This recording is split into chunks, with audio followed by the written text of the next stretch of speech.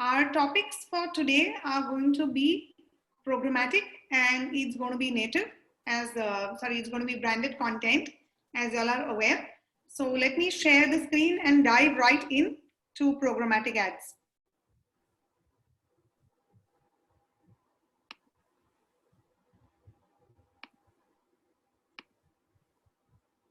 You guys know the drill. If there are any questions, please put them on chat. My chat is open. I can see that.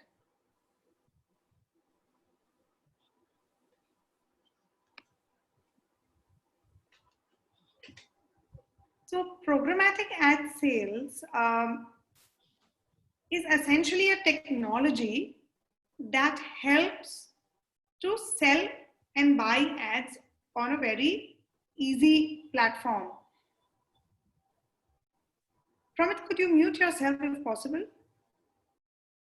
Yeah, I've muted you. Okay. So it's basically a technology, a platform that is going to help you buy and sell ads very, very easily. And we are going to cover today on the types of ads that are available, the targeting options that are available, and why people are preferring programmatic.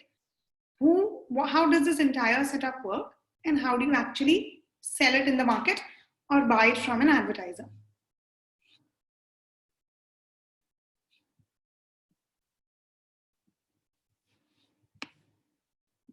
So programmatic is a software-driven technology to automate all or parts of the ad buying process. It's just like how you buy either on a Google ad exchange where you're bidding for your ads, or it could be a direct tie-up with a publisher, and there is a pre-decided rate and you end up buying it. But there is efficiency in terms of time that is saved, coordination that is saved. There is a lot of communication that happens when you sell an ad again to an advertiser. So being from the ad sales background, you all would reach out to the client again and again, or being an advertiser, you would reach out to the ad sales teams again and again to discuss a campaign, or your agency would do it for you. So in this, there is a certain level of efficiency that comes in because the human interface is limited. There is no need for coordination. There is technology that is driving the entire setup, and things can happen very easily, even for overseas clients. So it's definitely efficient. So wherever there's technology, efficiency increases. So that's a direct correlation here. And we have ad targeting relevancy. And when I say that, what I mean is that there are a lot of targeting capabilities that are there when you buy directly from programmatic. And this could be not restricted to geographic and demographic also. It could be retargeting ads as well. It could be things that you cannot do with a publisher directly. For example, if you're advertising in Times, you will not be able to retarget. You will be able to only display an ad there unless the person lands on your website. You will not be able to retarget. So all of these capabilities slowly and steadily are coming in through the programmatic platform. What are the kind of ads that you can actually buy and sell through programmatic? They are display ads, video ads, native ads, TV, audio. When I say TV, I don't mean actual television ads. These are the digital TV ads, like something which is sold on Tata Sky, and where there's some program that is running, and things are automated. But this is still very nascent. Audio ads on apps that you use for streaming music or podcasts or something else, and digital out-of-home ads. Now, digital out-of-home ads are predominantly a phenomenon of the Western world, where what you see on the airports are local banners or our local outdoor displays are not digital. They are pretty much manual. But yes, the way you see on Times Square and the way you see, on the airport, even in India. So those are the kind of ads that can be automated using programmatic. There are various targeting capabilities, like I just mentioned. You can have a contextual targeting. Now, by contextual targeting, what I mean is that your ad will display at on a website which is relevant to the content, right? It has a context relevant to it. And say I am a, a fragrance manufacturer or a fragrance dealer. Maybe I am, say, a fragrance brand that is there in the international market. I want to show my ads to people in India who are fashion conscious, who are into, who have a good lifestyle, because my perfumes are expensive.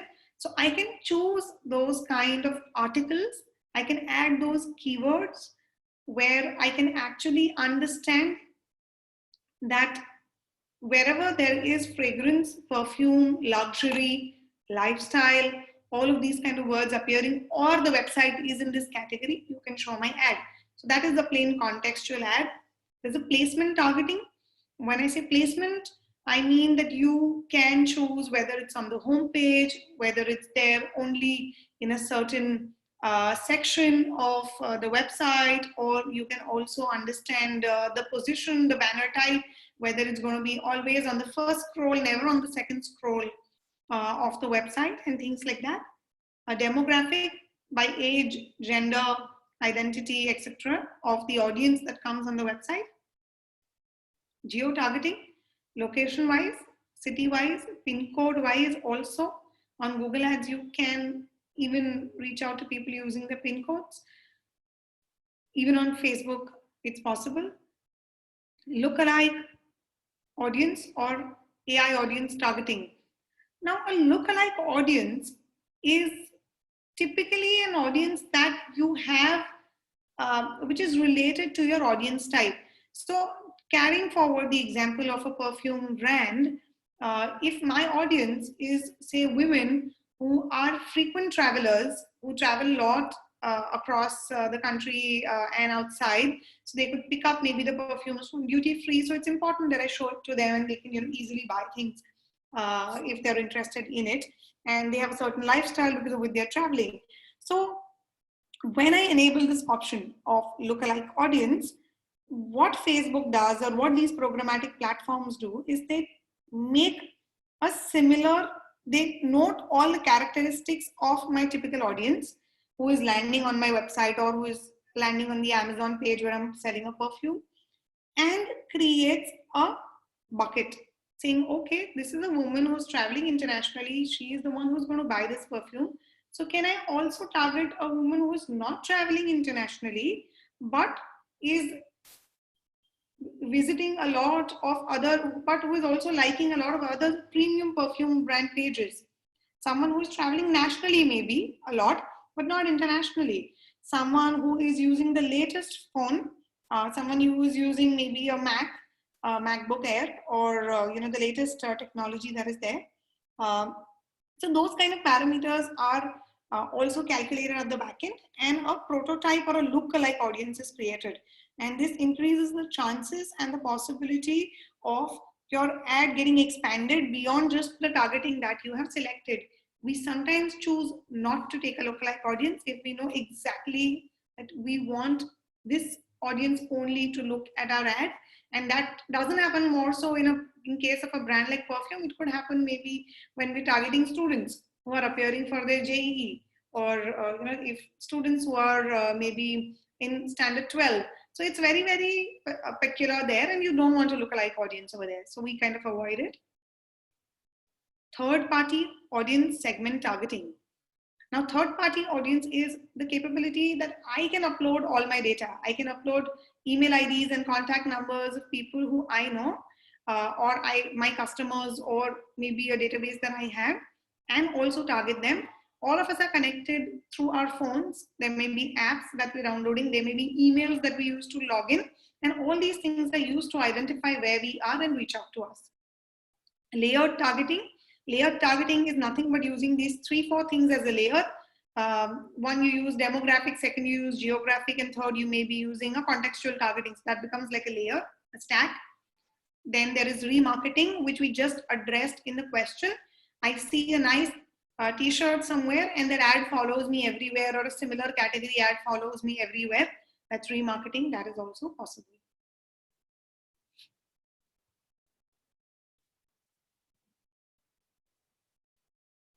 In programmatic, there are various layers, there are various levels of people who are participating. One is an advertiser who is buying the ad. Second is the agency.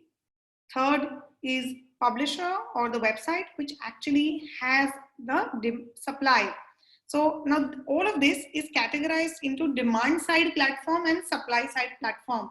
Demand is an advertiser and an agency who is demanding the ads. Supply is the publisher who is supplying the ad impressions. So in the next slide, we will go to a paragraph. I'll take you to a chart where we will explain what a demand side and a supply side is. And in between, there is an ad server which is serving the impressions.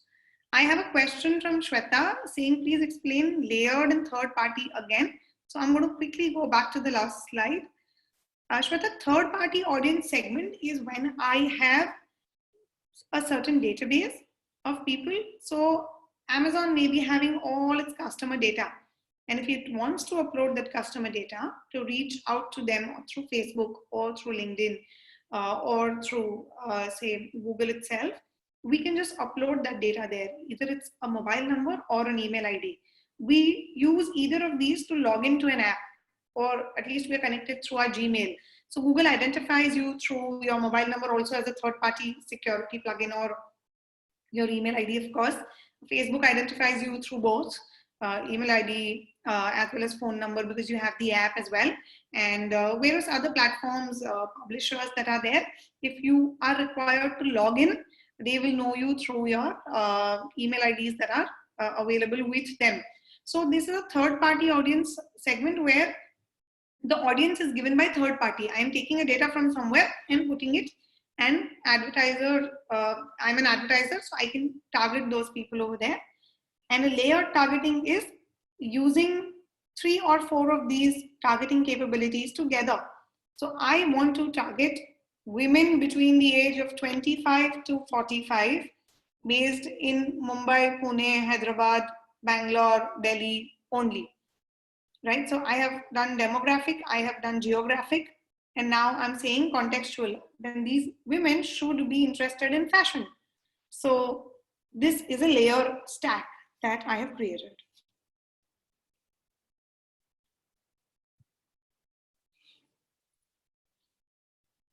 Now this is a diagram that I want you to spend some time on. Let's look at the left side first. There is an advertiser. There is an advertiser ad server, and this becomes a demand side platform. Let's focus on the left bit first. Now an advertiser, like he talks to the sales team, has a technology at his end, which is a technology that is provided by the ad exchange itself to serve the ad. When I say serve the ad, it's only to give the ad. Now, how do we get ads in print and in TV and in digital also? Is that they send us the banners, or they send us the the videos that need to be run, or the ads that need to be displayed through an email or pen drive, etc., depending on how huge the file is, and that an advertiser does through a server at their own end. Now, what do they do here? Apart from just uploading a banner, they enable various things like a pixel. They enable a lot of other capabilities at their end to and link it directly with the banner. When they link it with the banner, they're able to get many more targeting capabilities, a lot of understanding of the audience behavior as well, and that is when they serve the ad to the ad exchange. Now here they bid for the ads that are available. We will go to various models that are there of buying and selling in few slides to come. But here they are bidding for various ads that are available from a publisher end. And all of this bidding, auctions as we call them, happen at the ad exchange. Now ad exchange is nothing but, say, a Google AdSense or a Google AdWords platform, or there are various RTBs that are present which actually help you to buy and sell the ads. So these are ad exchanges. Let us focus on the right hand side. There is a publisher, which is a website, and that publisher has a certain inventory that they want to sell. So they display saying that I have a roadblock, I have a video space, I have an audio space, I have maybe a banner that I want to sell, and this is available for selling. Now, what they do at their end is they optimize. When I say optimize, they ensure that the ads are getting served have a decent frequency cap. The ads that are coming are showcased in the best resolution possible, and things like that. And they offer various media opportunities. Media opportunities is video, audio, banner sizes, etc. Now, both these parties get together on an ad exchange and they sell and they buy. Yeah. And this ad exchanger provides various capabilities of contextual targeting, third-party targeting, CRM. CRM is basically linking back to the advertiser's CRM and fetching data from there. They ensure that there are no frauds that are happening. Either the advertiser or the publisher are not serving fake ads and fake impressions. And viewability as well. What kind of ads will be viewable, and the kind of layered targeting that you can have. I'll take you through one of the dashboards as well of a programmatic platform. I hope this is clear. Do we have any questions here?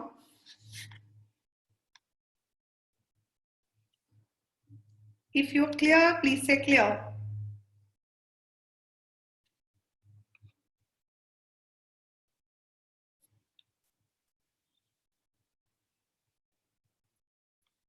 Clear.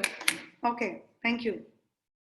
There's so much silence. I'm wondering if we are all sleeping today.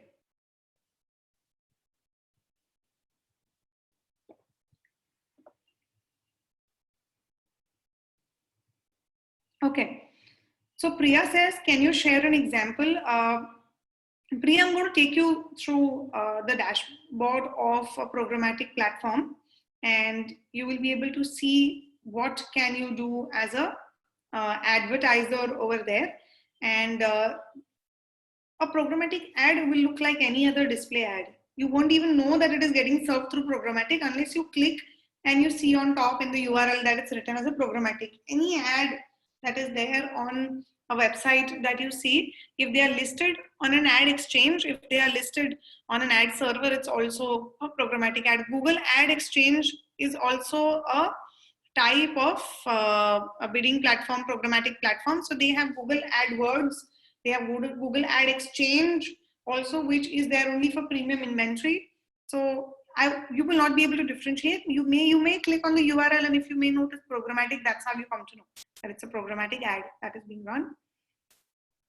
Can a publisher take programmatic ads from clients and agency directly? Yes, Tony. Without an exchange. So without an exchange is then not a programmatic ad. Without an exchange is an ad that is given directly. So what do advertisers sometimes do is they don't give you a banner. They give you a tag.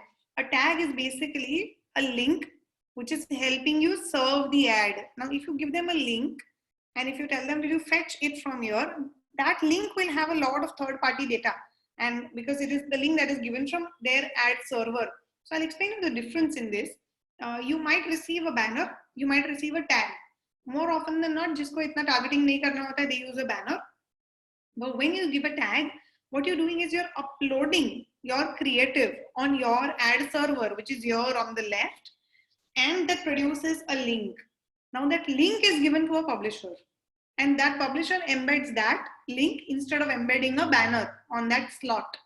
And that is how the ad is fetched. Advertiser retains the capabilities. Publisher still does their bit as they're buying regularly, but this is still not called programmatic. Pramit asked that yesterday you spoke about Colombia. Is there an ad exchange? Colombia is a native ad exchange that is there, but it is more direct. It is going to be, you can call it an ad exchange, but it is typically for native that is available. And Columbia is an in-house product of Times. Now they are expanding it and taking it to various different platforms, various different websites, and asking them to also come on board.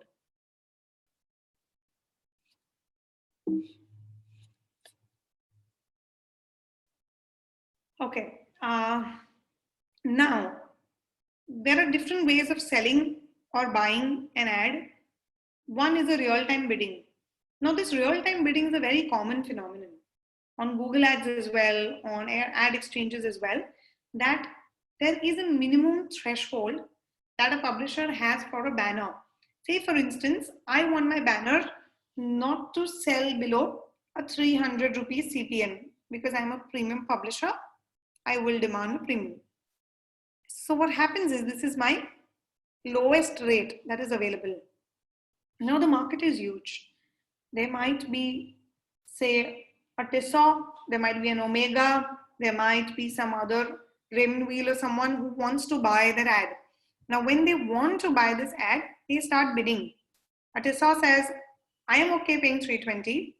Maybe an Omega says, I am okay paying a 340. And they start bidding. And this bidding is not like the typical bidding that we have, but it depends on the availability of who's present there. Sometimes when there is no other bidder, they may just end up buying at my base rate, which is a 300 CPM that I have given as a publisher.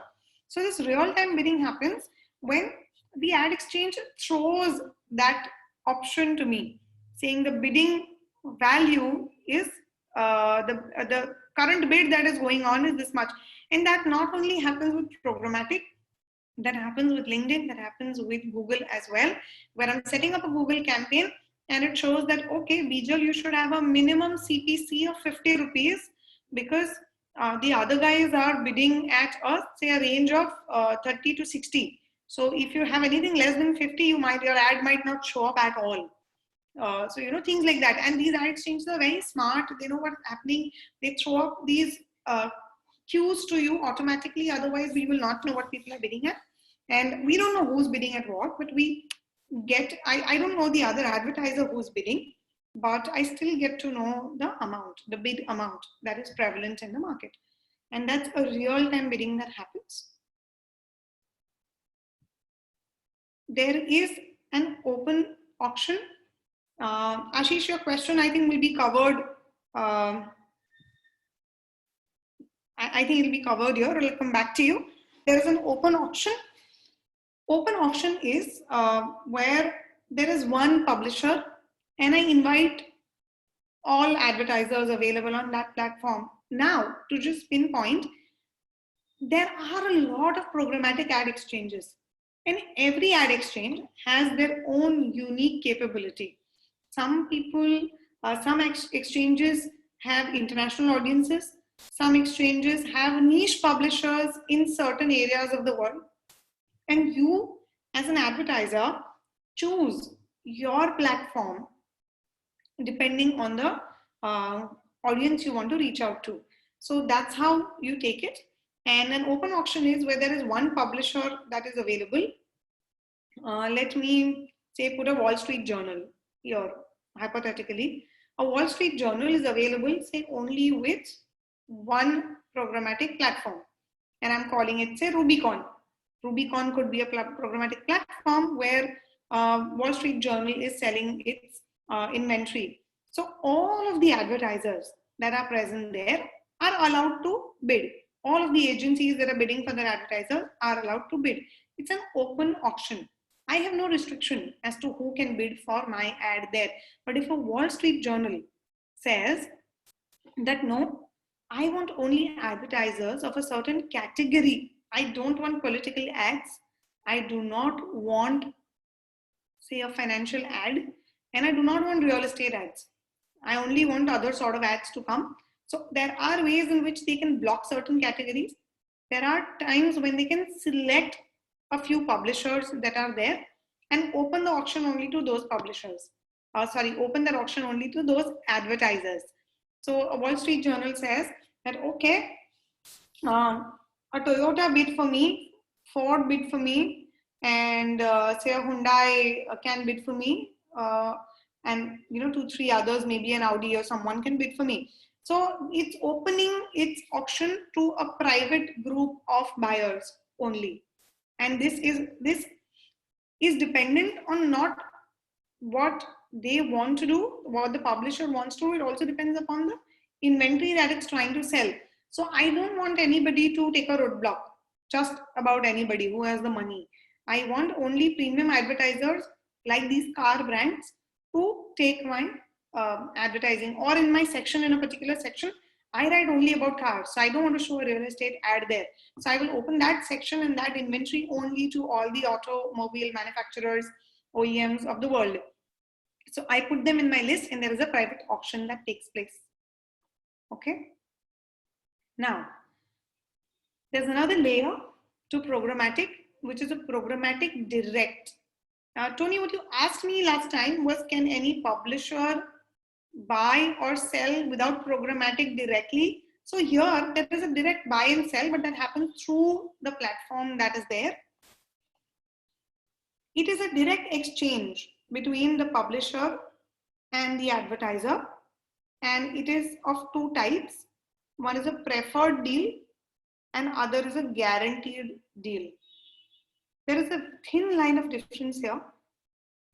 In a direct deal, an advertiser is directly talking to a publisher, but they are using that ad exchange in between in order to use the targeting capabilities, increase the efficiency, right?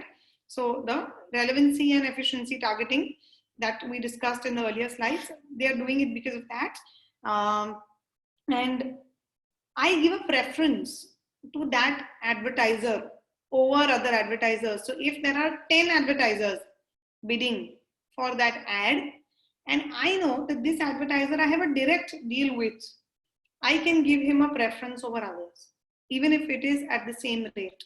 Or he gives me a rate of say 350, others are giving me a rate of 355 also. But if I want that advertiser to place an ad with me, I give him a preferred, I give him a preference over the others.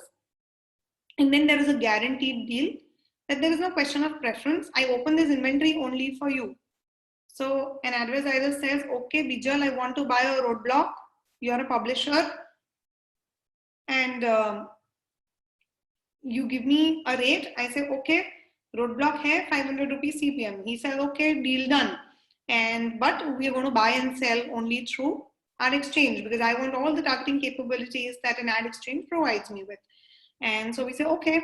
So he sends out his tag in the earlier slide, what we had seen here. He sends out this tag through the ad exchange, and the tag, because I have that ID, I have the deal ID with me. We both have a common deal ID that we share, or maybe a publisher creates a deal ID and sends it to him saying, okay, I have opened up this inventory only for you, and this is a unique deal ID for you. You serve your ad using this deal ID. So when they enter, they actually enter the deal ID and they can advertise. So this is a guaranteed deal. Ashish would ask that, is the digital business able to charge premium to advertisers with the rate of growth of the, with the industry is growing? Yes, they're able to charge a premium to advertisers. A lot of times there is a lot of negotiation that happens, but when there are innovations that happen, when there are roadblocks that happen, when there are integrations that happen, there is a premium that that can be still charged, because you get a very captive audience on a publisher. That audience may not be available elsewhere as well. But yet again, the pie and the revenue share of publishers with respect to display is a very, very small amount compared to the rest, where the social media spends are huge, and there are AdWords in Google search that is happening in a very big way. So the ad money is spent everywhere. They can charge a premium, but the pie is very small at the end of the day. They can definitely charge premium. I hope there are no questions here. If it's clear, please write clear, at least one or two of you, so that I can move on. Okay, thank you, Drashti Tony. I'll move on.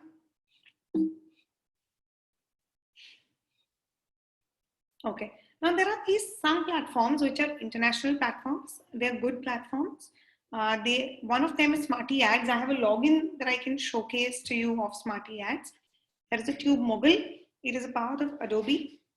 There's a Simplify, MediaMath, and Pubmatic. You will hear these terminologies a lot. These are also ad servers that advertisers use, and there is sometimes an issue with respect to impressions calculation, especially I remember when media math is concerned. So SVG result rakes, they use a lot of media math, these agencies, and there always is a difference in the impressions that are calculated at the publisher end and what media math calculates. So media math doesn't calculate an impression that doesn't land there actually. And when I say that, they'll say that, okay, you served 5 lakh impressions, but I am saying that my CTR is 0.5%. A media math comes back, an agency comes back and says, no, it's only 0.2%, because that 0.3% of clicks that were there did not land on the page. They were accidental clicks, they went back and things like that. So they're able to also track and give you a data at their end, how many people actually came, how many people actually landed. There is a click rate and there is a click through rate. So click rate is click and click through is actually that person being able to land on your page. That and a person, why would a person not land on the page? A, you click by mistake. Second is, if the page load is very slow and you don't want to wait for so long, we've always seen that we go back and we're like, okay, I don't want to see this. Sometimes it so happens that you come there, you see it for a second, and then you just bounce because it's not relevant to you, or you just thought, let me see what it is. So it doesn't record that minimum time that is required, and so it's not counted as a click. So these are some of the international platforms. So we'll go to some Indian platforms also that are pretty good. And I'm going to take you through the features that each of these platforms have.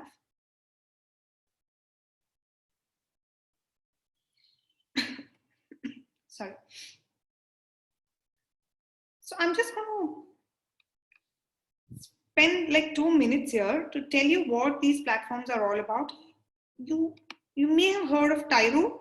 Tyro is a big platform in Delhi. They are leading mobile user acquisition and monetization platform. So their specialty is mobile users.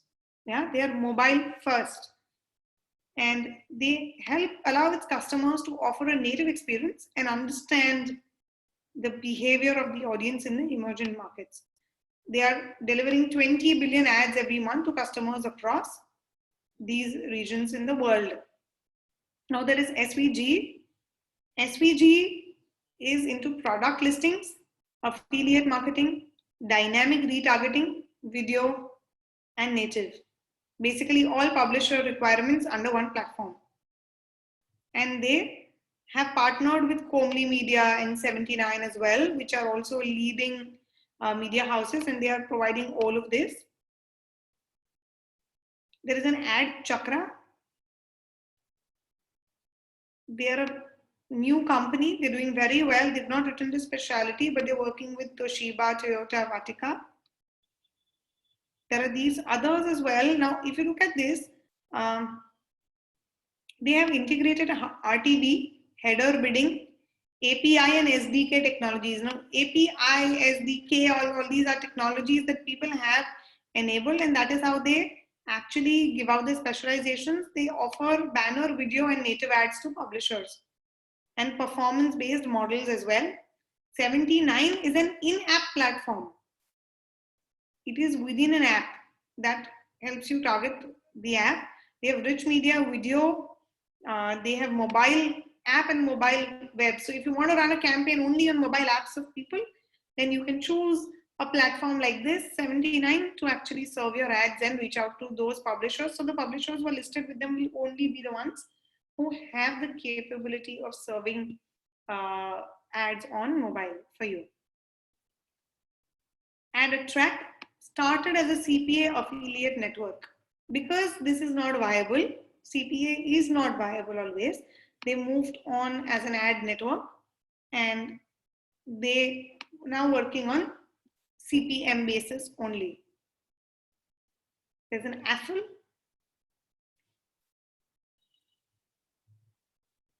Again, they have audience segmentation like location, device, carrier, age, interest, IB category, gender, etc. Real-time tracking. Pubmatic. Pubmatic is also famous. They provide a global roster of Comscore publishers with a single view to advertisers, AdSyn, etc., etc. So all I'm going to do is I'm going to leave this link in the chat box, and what you can do is you can go through this, maybe copy this and go through these in detail, try and register on the website so you know what, you can try and understand what these guys do differently. What is the minimum time that a user needs to spend on a page to complete one view? Totally depends from publisher to publisher and how they've made it. 3 seconds is a base time that you need to spend to complete a view. Sometimes people don't even do that. And when I say 3 seconds, it's when the page completely loads. After the page is completely loaded and 3 seconds are counted, that's the optimum time that one should spend at least to count as a page view. So I've pasted this, and you can copy this link, everyone. Now I have logged into Smarty Ads. You can also create an account if you want in Smarty Ads. Now I have registered as an advertiser. I want to see what capabilities can I get and how can I actually create an ad. I'm going to campaigns here. I am adding a campaign. Is this visible to everyone? Should I zoom in a little? I think this will be better. I am adding a campaign over here. And when I'm adding a campaign, it's giving me an option of banner, native, video, push notifications, and pop-up ads. So a Smarty ad can give me a push notification. Someone else may not have this option. So if I want something like this, then I can maybe take up a Smarty ads. It is one of the leading providers. You can create a free account here as an advertiser and check this out as well. So let us take a simple banner for now and see how am I being able to do it. I'm creating a banner. Okay. And I'm clicking on next. Yeah. And I'm doing this as test. And it's asking me, what do you want? Do you want mobile web? Do you want desktop? Do you want in-app, smartphone, CTV, etc., etc.? Okay. It's giving me an option to target by time. I'll say no, I'm at GMT plus 5:30. Okay, it's giving me 5. I'm selecting 5 for now. Select date range. When do you want to run it? Day parting. On Monday only I want, so those kind of things. I want to run all these days only at these times. Do you see how I can select on Monday, Tuesday, Wednesday, Thursday, Friday, etc., etc. The timings that are there? Yeah. This is a capability that they're giving me. Targeting. I have this whole list here. I have retargeting as well. I have a geo-targeting. I can include countries. I want only say India, and I want say China, and I'll maybe select Lanka, which is close to us. Regions. I can select various regions within that. It's giving me a whole list of regions. Within this, I can select if I want to. I can also exclude if I want to. So I don't want to show anybody in Mumbai.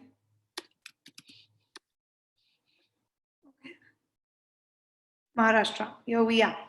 I'm saying I don't want to show in Maharashtra. I'm excluding Maharashtra. Cities, I can choose cities as well. GPS targeting, I can give longitude, latitude kind of targeting capabilities as well. IAB categories, arts and entertainment, careers, education. So these are the publishers that I'm talking about. I want to be present only on, say, business websites. I want to be present on health and fitness. I want to be present on news. I want to be present on, say, sports. So I select these categories. I have gender, I have age, I have connection type. I am on Wi-Fi, Ethernet, cellular, 3G, 4G, etc. Carrier. Is it giving me an option? It's giving me, when I'm typing Vodafone, it is giving me Vodafone. It is, I can select anything that I want here if I want at all. OS, Android, Apple, Mac, Linux, browser, Chrome, Safari, language, device brand, and this goes on and on and on. Now I might have things like I want a domain, device ID, user IP, publisher ID, etc. Direct URL. If I have a direct URL that I've been given, then I can have a total budget that is there. Tracking, I will want to link it to impressions. Now this postback URL, see, this is a conversion pixel which I need to put on my website so that I can track the conversion exactly. Now, if you see here on my screen, I want you to just check this. Sorry, no, I'm not zooming in. Do you see this thing here I'm clicking on? It's a Facebook pixel helper that I have loaded here. Okay. Now this page has 16 Facebook pixels. What are these pixels actually? They are basically triggers. There's a pixel ID and these are triggers. So button click automatically. Button click automatically detected. Yeah, I have various buttons that I'm clicking. I've clicked the button text tracking. I have clicked budget. So whatever I'm clicking, they are knowing. Page view. Again, your day parting. So they have added a Facebook pixel for every single action that I'm doing here. And it has triggered 16 times. So this is the ability to know what the user is exactly doing on various levels of your pages that you can embed not on a publisher site, because a publisher doesn't allow you to put a pixel at their end, but you can do it at your own website. When the user comes to your platform, what is he doing? Is he viewing things? Which section is he going to? Is he adding something in the cart? Is he not adding something in the cart? So this is very, it is essential actually that we do that. If there is a direct deal, there is a deal ID and there is a bid price that I can actually add, which you can see here at the bottom.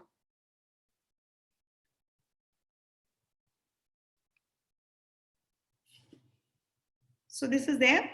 Again, if we go to, say, campaigns,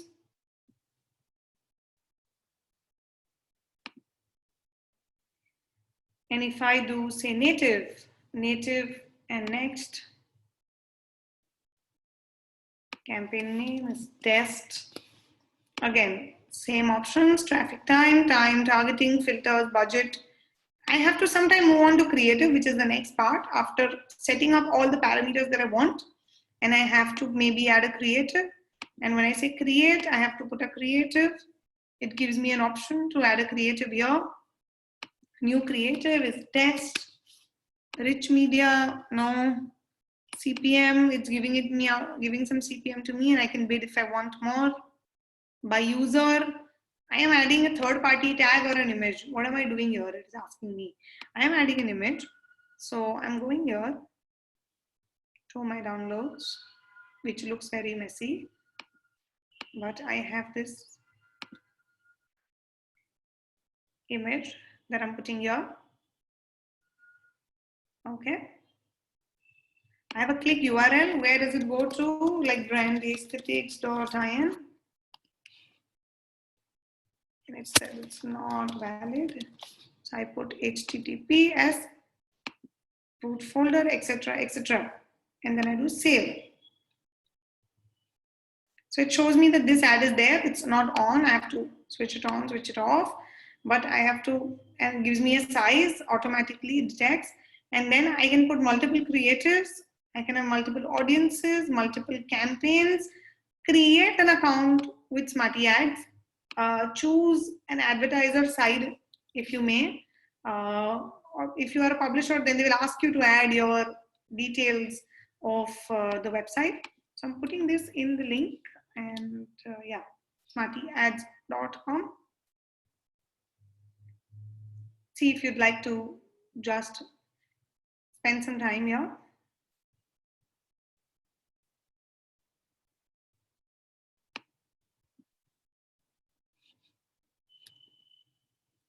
Okay, so this was on programmatic. Do we have any questions on programmatic?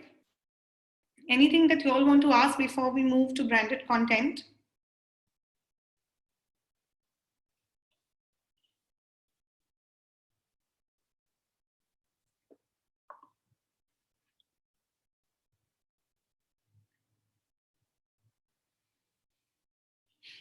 Okay.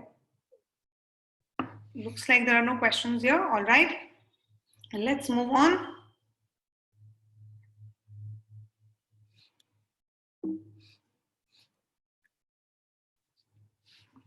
Branded content is anything which is an AFP, an advertiser funded initiative. It could be an article, it could be a website that you build for them, it could be an influencer marketing thing that you do for them. This pie is also lesser than the display, but when you compare it to just branded content and articles, display is huge compared to the branded content that is available. But yes, as the industry is moving towards automation, branded content is a place where there is a lot of engagement, a lot of conversation, a lot of intelligence that is used. And the teams for branded content will always be smaller. Native will always be smaller in publisher at the publisher end. But if you know this, you can sell a lot more. Tomorrow you can talk to an agency at and sell various things. And branded content requires you to have a knowledge of SEO, search, uh, social, influencer, display, everything put together, native, because you're essentially selling something and packaging the distribution model around it. So I'm going to start taking you through this a bit by bit. So types of branded content, it could be an article, it could be a video story, a whole microsite, newsletter or email or integration. It could be just a social media post, custom properties, and 360-degree campaigns offline. And I'm going to explain each one of this in detail.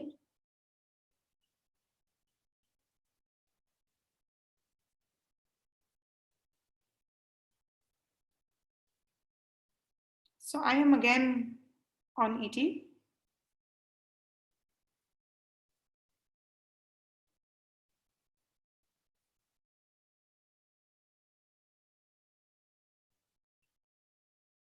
And as I'm just trying to scroll and see if I can show you a sponsored article. This ad is a native ad. So this is not a sponsored article. You see an ADVT here written. Okay. I'm going to click on this. I'm going to take you to the page. So this is an advertorial, a clear advertorial that is here.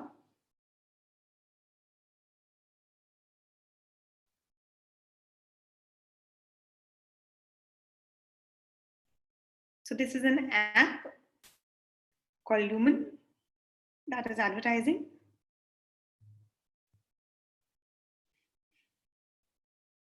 And it's a clear advertorial, a simple advertorial that you see here.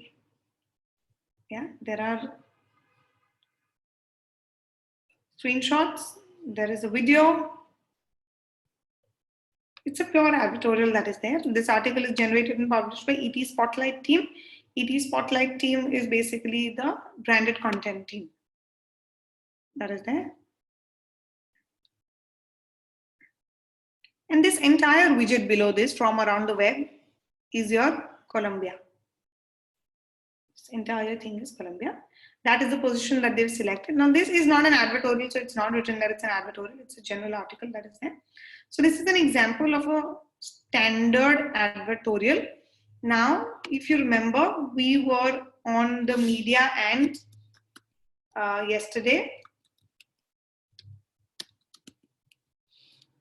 And over there, we had seen how ET was selling an advertorial. What was it packaging? I'm just going to take you to that again.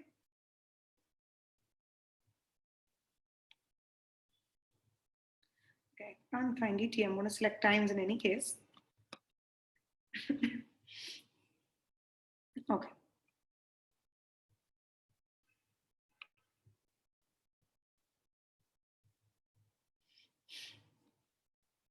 Yeah, so there's an advertorial here.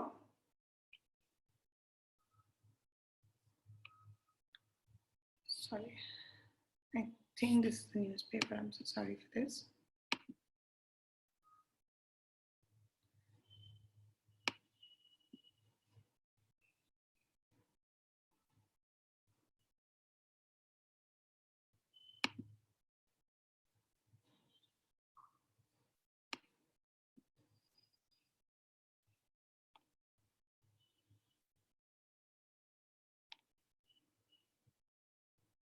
Yeah, so here we have the article that they are selling.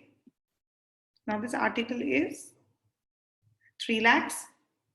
And what they're doing is sponsored content will be posted to boost visibility and engagement. One day on the homepage. So this one day on the homepage was what we just saw. Something like this, which is an ADVT written here. One day on the homepage.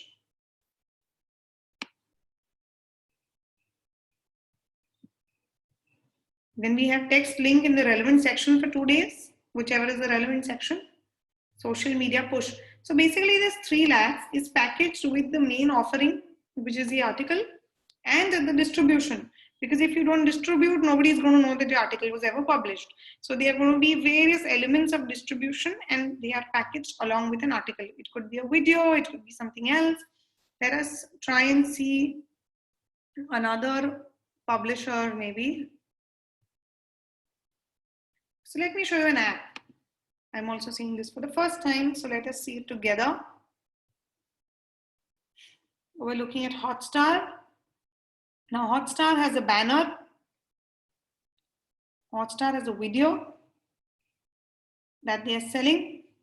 Okay. Now video again will be native. Native as in it will be branded content within the sections. It's a non-skippable video displayed around Hotstar shows. These ads are mid-roll except for the 5 to 6 second bumper ads which are pre-roll. What do you mean by mid-roll? It appears in between. While you're seeing content, uske beech mein, there will be call to action, language, gender, geo, etc. These kind of targeting parameters are available.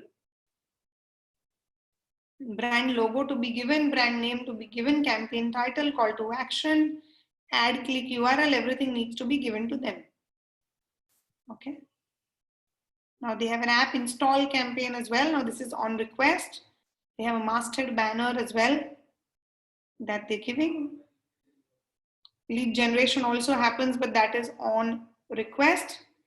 On live matches also. So they're selling on a very different way. They're not selling an article, but they're selling various other things because it's not a platform where there are articles that are available.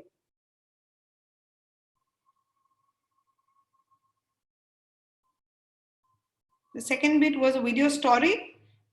We saw it in Hotstar. It could be a video that is getting played as a pre-roll, mid-roll. But when I say branded, so that's an ad which gets played. But when I say branded content, I mean that content is hosted on the publisher platform itself. The environment is the same. And the reason why people do this is because it looks more authentic. There is a lot of credibility when you're not shifting platforms. You're on a platform reading something or watching something, you don't want to move out to another platform. So it is done in partnership with the publisher. There is a microsite that is created. Now, a microsite is a whole website with various elements. Now, when you go to an Economic Times, and I hover over here in the More section, all of these brand solutions that are there are branded content hubs or branded content microsites.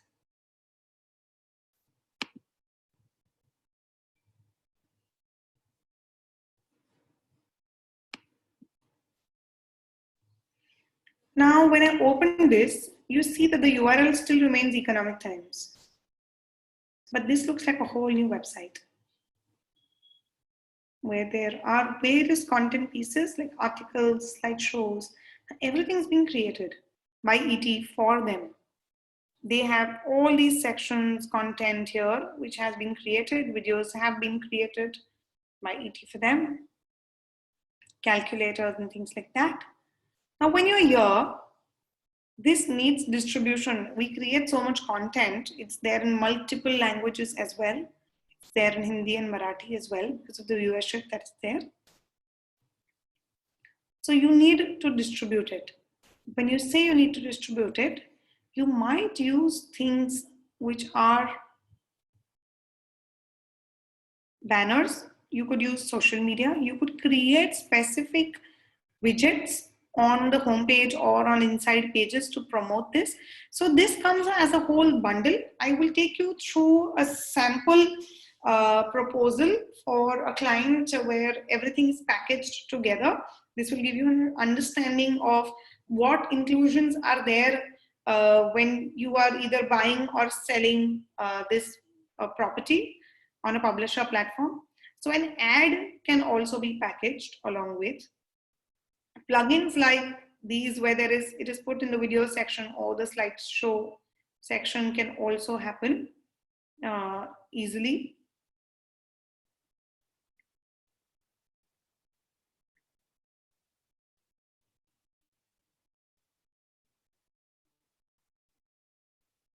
I'm just trying to see if I can find something on the home page.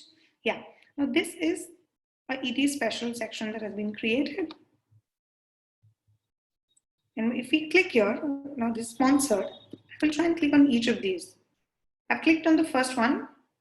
Now I'm clicking on the second one as well. I'm going to take you through both bit by bit. So this again is a microsite created by ET for Accenture. They're doing a campaign together, ET Prime Women Leadership Awards. Now how you see is that how a digital property is used to sell offline. Now this can be initiated for bigger groups by an offline team or an online team. It totally depends on the kind of teams we are talking about. Whereas this is again another microsite that has been created.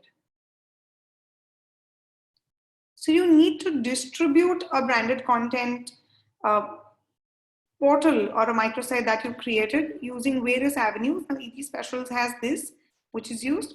Other publishers also create these specific places. Like yesterday we saw in BBC that there was a specific placeholder.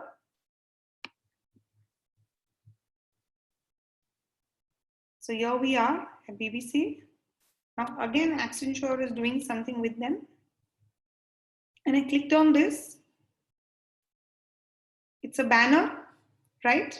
It's a banner that is promoting this microsite created by BBC for Accenture. It's an advertisement feature presented by Accenture.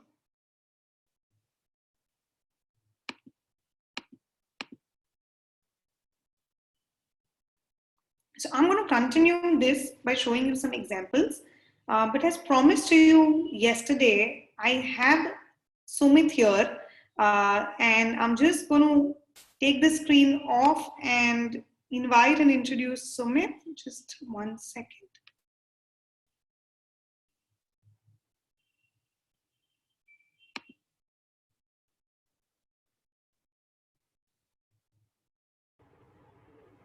Hey Bijal, hi. Hi Sumit, how are you? I'm good. How are you guys doing? We're all doing very well. We're very excited to have you here. And Thank thank you you so so much. much for coming on a Sunday morning and accepting my request at the first instance. Thank you so much for inviting me. Happy to be part of this knowledge sharing discussion. I'm so glad, Sumit. So I'll just um, for our audience here, Sumit, I'd like to let you know that most or some of the people at least present here are industry veterans. We have a crowd of 20 people who are into various domains, majorly from the ad sales fraternity. And their background is that they have spent at least 15, 20 years as well.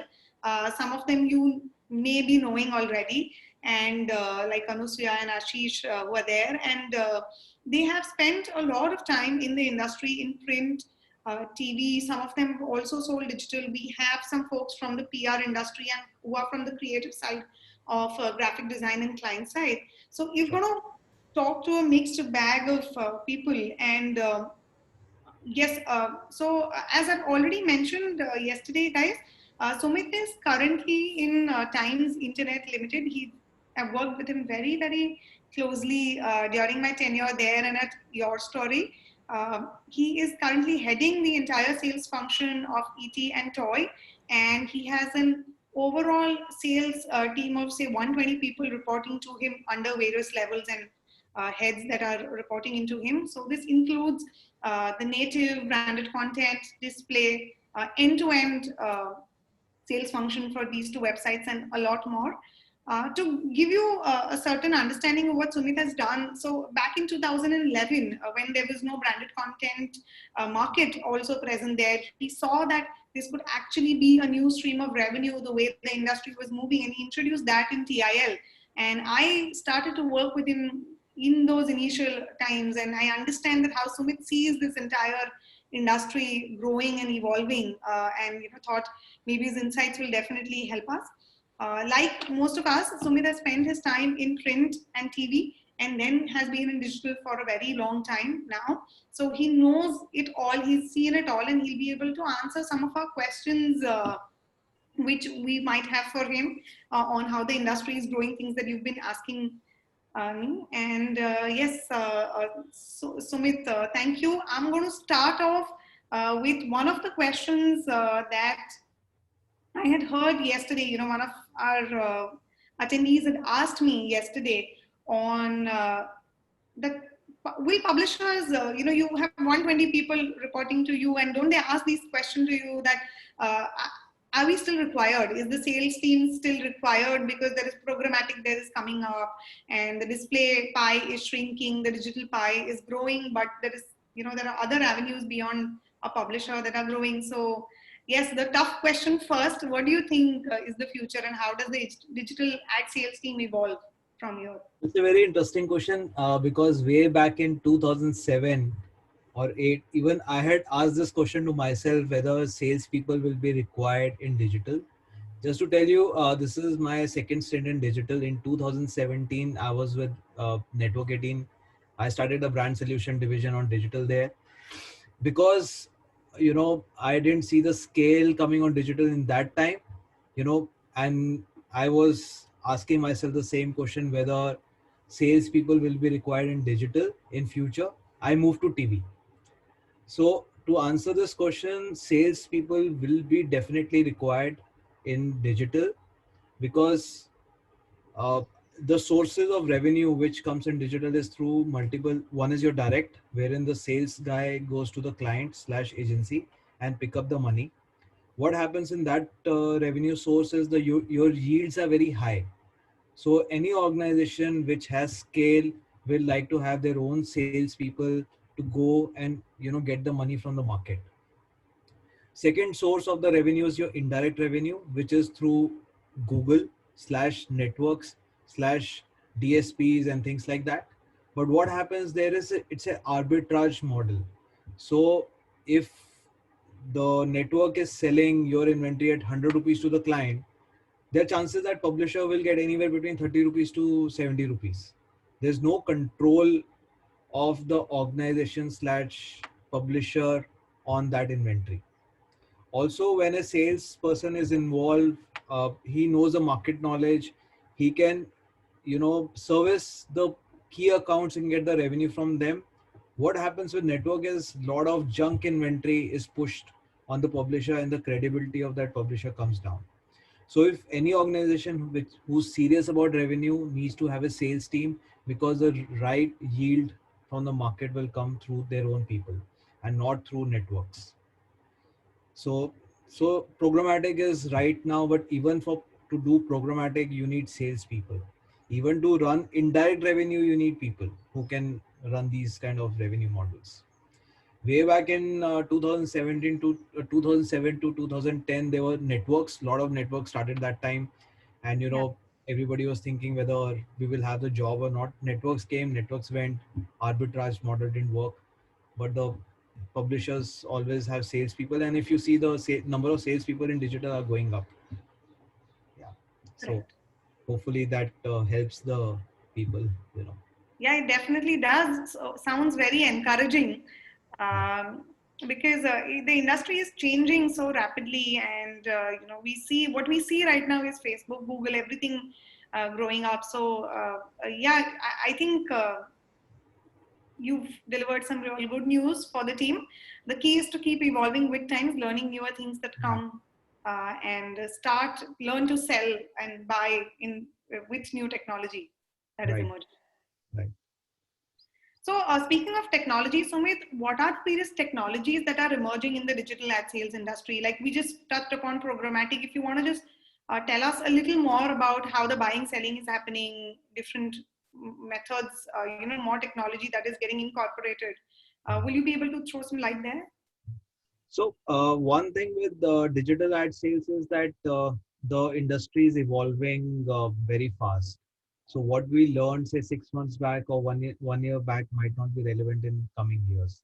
But of course, the fundamental remains the same, that we have to go to the agencies and get the revenue, or to the client and get the revenue. So in terms of, if you look at print and TV, FCT and rate per square centimeter, it's not changed almost in last 20 years, 20-25 years. It's still the same. Maybe somewhere here and there on TV, maybe the measurability has come with CPRPs and that kind of buys happening. But in digital, it's ever evolving. So the latest right now is obviously programmatic, but programmatic is just a big word for a direct sale. What happens is, there's Google involved here because they have a dashboard. In India, programmatic means Google, but globally, programmatic is not Google. So 50% is Google, and rest you have many organizations which uh, you know help sell the inventory. So programmatic is nothing. It's just that instead of you getting the RO from the agency, you deal with the agency. It's only that the execution of the campaigns happen programmatically. What is programmatically? It's nothing. Just that currently, if agency and client, say Times of India and any agency is doing a deal, which is non-programmatic, it's one-on-one deal between publisher and the agency. A direct When deal. direct deal. When Yeah. programmatic comes on, and when the reporting happens, then the Times of India will send their reports saying that so many impressions got burned. This was the kind of unique reach. This is one-on-one between the agency and the publisher and the client. Okay. Now, when the Google programmatic stack comes, or any programmatic stack comes, they buy holistically. So they have a dashboard, and they can see on that dashboard, Times of India, we bought so much. We got this kind of reach through Times of India. We bought it on Network 18. This is the kind of reach on Network 18. We bought on YouTube. This is the kind of reach on YouTube. So effectively, if a client wants to reach, say, hypothetically 200 million unique users, he has a dashboard with him, one dashboard wherein he can see who has delivered what, how his campaigns are performing, as at a very holistic level, not one-on-one level, which is Times of India and client, Network 18 and client, Google and client, Facebook and client. So it's a holistic view which the client gets. So it's a technology. So you're It's saying nothing it that increases efficiency. It basically increases efficiency at the client end, and it gives them a more holistic view rather than dealing one on one with everyone. It gives a dashboard for them yes to gives be a able to. transparency to them. So it's a tool. So Yeah. programmatic is nothing. So even the direct sales team does direct programmatic deals with the agency. The same guys who are getting the paper arrow will also do the programmatic sales. Automatic order. So But it's not. in the international market, there are a lot of other Rubicons and the Pubmatic and others which are being used very extensively. But in India, like you mentioned, there isn't enough penetration. Are they using it just for the sake of efficiency and targeting, or are they also actively buying? What is ratio of advertisers buying directly through programmatic without an interface of the sales team? Is that a substantial percentage of Okay. So advertisers? okay, we have time, right? We just so I can explain. It's quite. Yes, yes, Sumit, please. So I'll take 2 to 3 minutes here. Yeah. Programmatic is a very, it's a name which complicates a lot of things. So what happens is programmatic can be divided into three parts, which is your programmatic direct deal. So programmatic direct deal is deal between client and client slash agency and publisher, wherein you go to the client, you said, I want to sell 5 million impressions on, say, my site. They'll say, okay, 5 million impressions sold, guarantee us 5 million impressions on your site, the way FCT is sold or the way the paper is sold. Okay, so that is programmatic guarantee. Second comes programmatic PD, which is programmatic direct deal. So in the programmatic direct deal, same thing happens. The client says, I want 5 million impressions, I want 2 million unique reach, hypothetically, and this is what I want. In this case, the controls of the campaign is with the agency slash client. So at his back end, he tweaks the filters. So he'll say, okay, fine, let me just target 5 geos, Delhi, Bombay, Bangalore, or whatever, these cities. Let me look at women targeting. So he has a control with them. So that is programmatic direct campaign. In US, a lot of PD deals happen. In India, PD deals doesn't happen much because for a publisher, the revenue drops drastically. The more filters you put, the revenue will come down drastically, because then the publisher client will ask for a lot of things like, I want women target 15 to 24 cities. He can do a lot of filtering, but the campaigns doesn't perform, they bomb. So are these apps enabling all these filters that are there because they are login? And I understand ETN times are not logged in devices because they're news platforms. So whatever requires a login, like a Hotstar or Netflix, when the ads come there, are they able to provide this Yeah. kind of this extent of data to the So this advertisers, is direct advertisers as well? so what happens is this is through Google Stack. So a lot of so programmatic in India is Google, Media Math, and others. So there's integrations before any publisher gets on the programmatic stack, whether with Google, whether it's Media Math, whether with whatever. They need to integrate the servers so that they have the access to that audience data. So the audience match is there, the audience data is there. Anyway, if we are using Google for networks or any other publisher for network, they have our data in terms of, they put cookies and they know who's in their Yeah. algorithm. They figure out who's male, who's female, all those data they have. Yeah. So, Yeah. so programmatic guaranteed, programmatic direct is one-on-one between man to man, agency to publisher. Then you come indirect revenue, which is what you said, Bijal, Rubicon and Pubmatic. And Pubmatic is again DSP and SSP, supply side and direct, So that's how it happens. Now, in case of indirect, you have the networks and Google AdX. So that's also called programmatic, indirect. So programmatic as a word is used for a lot of things. So it confuses Sure. people.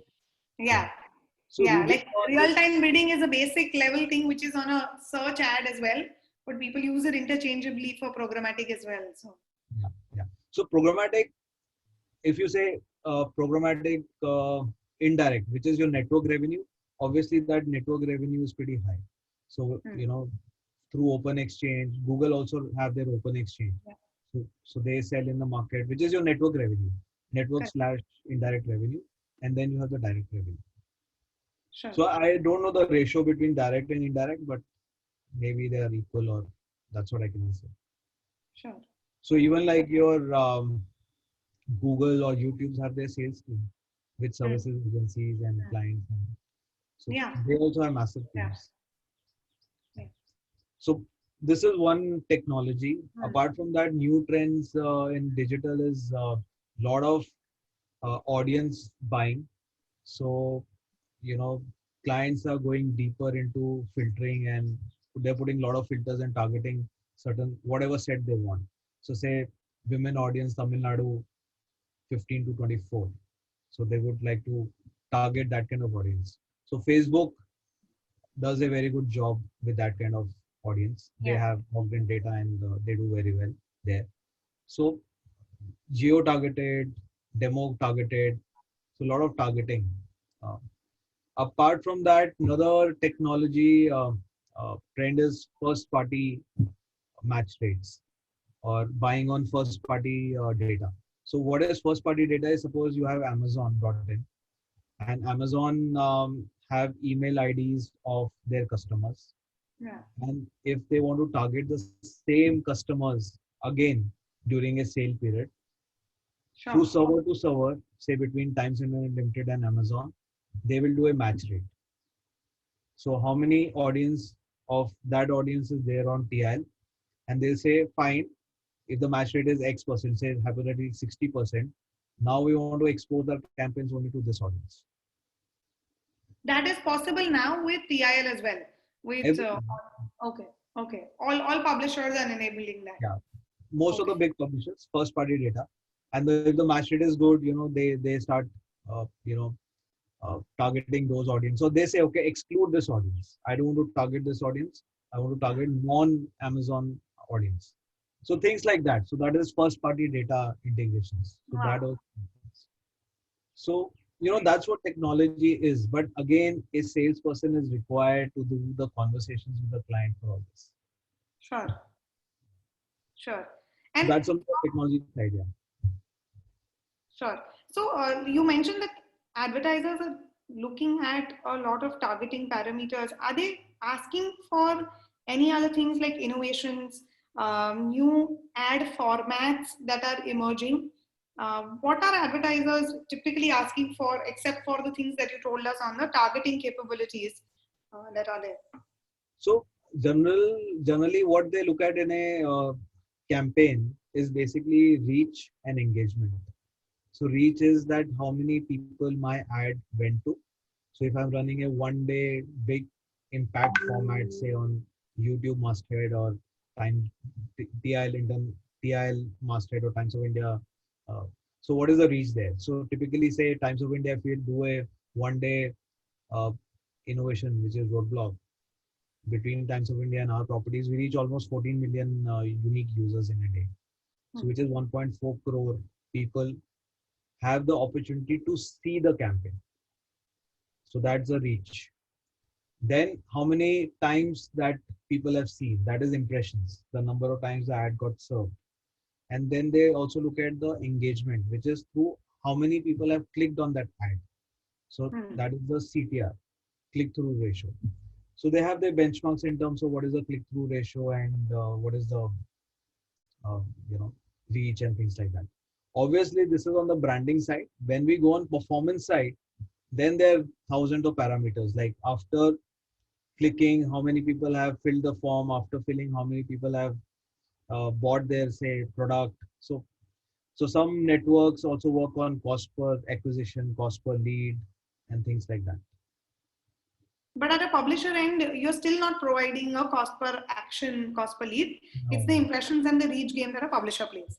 Yeah. But they do their back calculation, and Yeah. they figure out what is the. They give you a feedback saying this is what we got as a lead, and which is why we consider it whether it performed or not. Yeah. So this is on the technology side. Then on brand solutions, I think Bijal, you were covering that. So nowadays the new trend is influencer marketing. So that's why all these TikToks of the world and so many of them have come. So you have macro influencers and you have micro influencers there. So depending on the following and the engagement, a lot of brand wants to engage with them and then you know want them to promote their products. So So, that's Sumit, as something. a Times Internet company, are you all also engaging with influencers for your branded content initiatives? Is that Absolutely. happening more frequently Yes. now? So last 1 year we've seen a surge in influencer marketing. So what happens is a lot of brands come to us because we have the capability of reaching to the influencer. We have the capability of production. So we produce videos. And also the third, which is very important, is our mass reach distribution. So it's a one-stop shop for a lot of clients that they come and park money with us and then we do everything. So if hypothetically, if they have to do it with say YouTube and Facebook, they can only work on say only distribution. They don't have the capability of creating stuff. Yeah, So with correct. us, we have the capability of all three and also content. So we also write a lot of articles and promote it. So we are seeing massive, massive campaigns happening with us. As we speak, we have a lot of influencer campaigns going on for Samsung. For Samsung. Yeah. Okay. So with big celebrities like Tiger Shroff, Pariniti. So we have done Diamond Dozen. Okay. So you are becoming like a sort of an agency as well and giving a 360-degree solution. Yep. In earlier times, it used to be the creative agency looking at the video content, but now Times has an in-house capability to produce videos, and a team, the Spotlight team, will also have various functions reaching out to influencers and giving them a 360-degree solution, not relying on their agencies more, but giving an end-to-end solution. So what happens with the clients is that if they have to do it through agency, they can only work on one film. Then they have to go to YouTube to buy things. So here it's 360 degree consolidated, and also it's very cost effective for them. And how many groups like are all publishers now trying to have all these capabilities in house like TIL is? Of course, TIL is giant, but in their own capacities, are these niche publications also trying to have a lot of these capabilities integrated within their teams? Yeah. So if you look at the new age, yeah. So if you look at the new age publisher like your Scoop Whoop or India Times and the young brands, they are actually thriving and surviving on this kind of model. Even if you look at something like TVF, and their model is also similar to this because they have their own YouTube handles.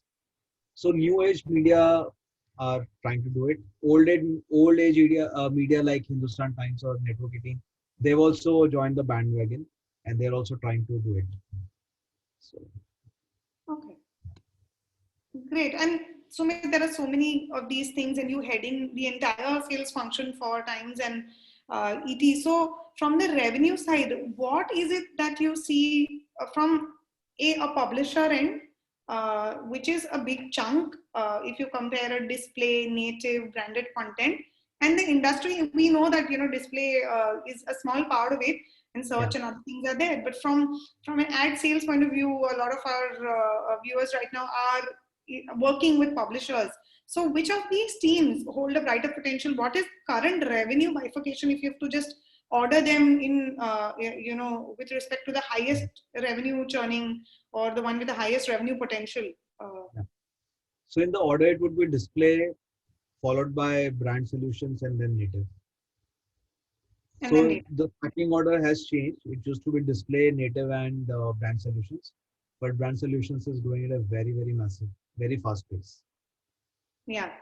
I remember when I joined, we were at nothing, and today it's a huge team. Yeah. So yeah, and when you started out in TIL, it was just like one or two people, and post that I joined. So, but from a display point of view and from a native point of view, native, you said it's small. It's a small. So you think native is also going to grow? How effective is native? How effective are these CPC campaigns that people run? So native actually in India you have three or four players. You have Taboola, Outbrain, Columbia Audience Network, which is TI, M Grade, and Rev Content. So four or five such players you have. What went wrong with native was it started as a distribution platform wherein you'll promote your ads, But currently, the way native is perceived by the advertiser is that they are looking at native as a performance driven model. So native campaigns generally are all back calculated on cost per lead basis. So that's why the scale up is not happening there at a very fast pace. So you're saying that when publishers are concerned, reach and impressions is what you should play on, and we'll Yeah, continue to absolutely. pioneer over there and not move into all of these Yeah, models of CPE, which yeah, is less lucrative for a publisher. right. Right. Great. I'd like to ask the audience if you have any question for Sumit. I am done. I have already asked him a lot of questions and I think we've covered a bit. But if there's anything which is specific, if, maybe we can take a question, one question or something.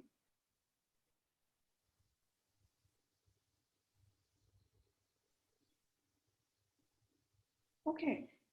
I don't think any questions are coming in. So, Sumit, thank you so much for coming today. And it was wonderful to have you. Thank you so much for the real world insight that you've provided us.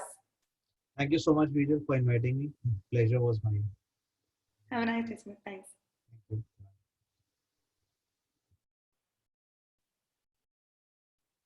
Okay, guys. So that was Sumit. And I hope this insight by someone who's currently working and heading a sales function. I know a lot of y'all are also doing that, and I know some of y'all personally. I know y'all are very, y'all are seniors in your field. But I just thought getting someone from the industry who's currently working on these things day in and day out, and who's closer to the agency and the advertiser, bit in the digital world, we may provide us with some insights. Um, so let me take our conversation back to branded content. And I had a question by Tony where I left off, and Tony asked me what was a placeholder. So Tony, when I'm speaking of a microsite and I am trying to create a place like this on ET specials, ideally this place doesn't exist on the website. ET specials that was there, that has been created specifically, like this is a placeholder. This place has been created. We saw the Tomorrow Makers microsite that was here. Okay. Now they have a placeholder which is dedicated to them on the ET Wealth section. And if I take you down over here, there is an entire section, if you can see, for Tomorrow Makers created. This is a typical placeholder that can be created without worrying about the inventory. So this is for us on the microsite. We were in BBC and we saw how BBC has also used a display banner. So when you are selling or buying a campaign for branded content, like I mentioned, and like Sumit mentioned, there is the basic content which is there. It could be videos, it could be articles, it could be anything that is produced internally by the brand. And there is a distribution model which is social, which could be display ads, which could be these placeholders that kind of makes it complete. Even this one is another placeholder or an ad that they're running for a content campaign. Like ET has the name ET Spotlight, BBC has the name of Storyworks.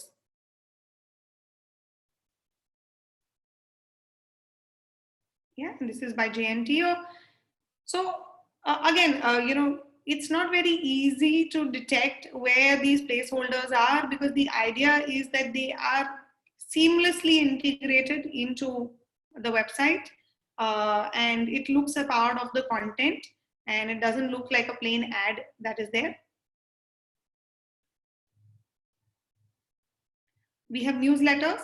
There are additions in the newsletter, emails, in the emails that you get, and a story could be plugged in over there as well, or their entire emailer could be a branded emailer.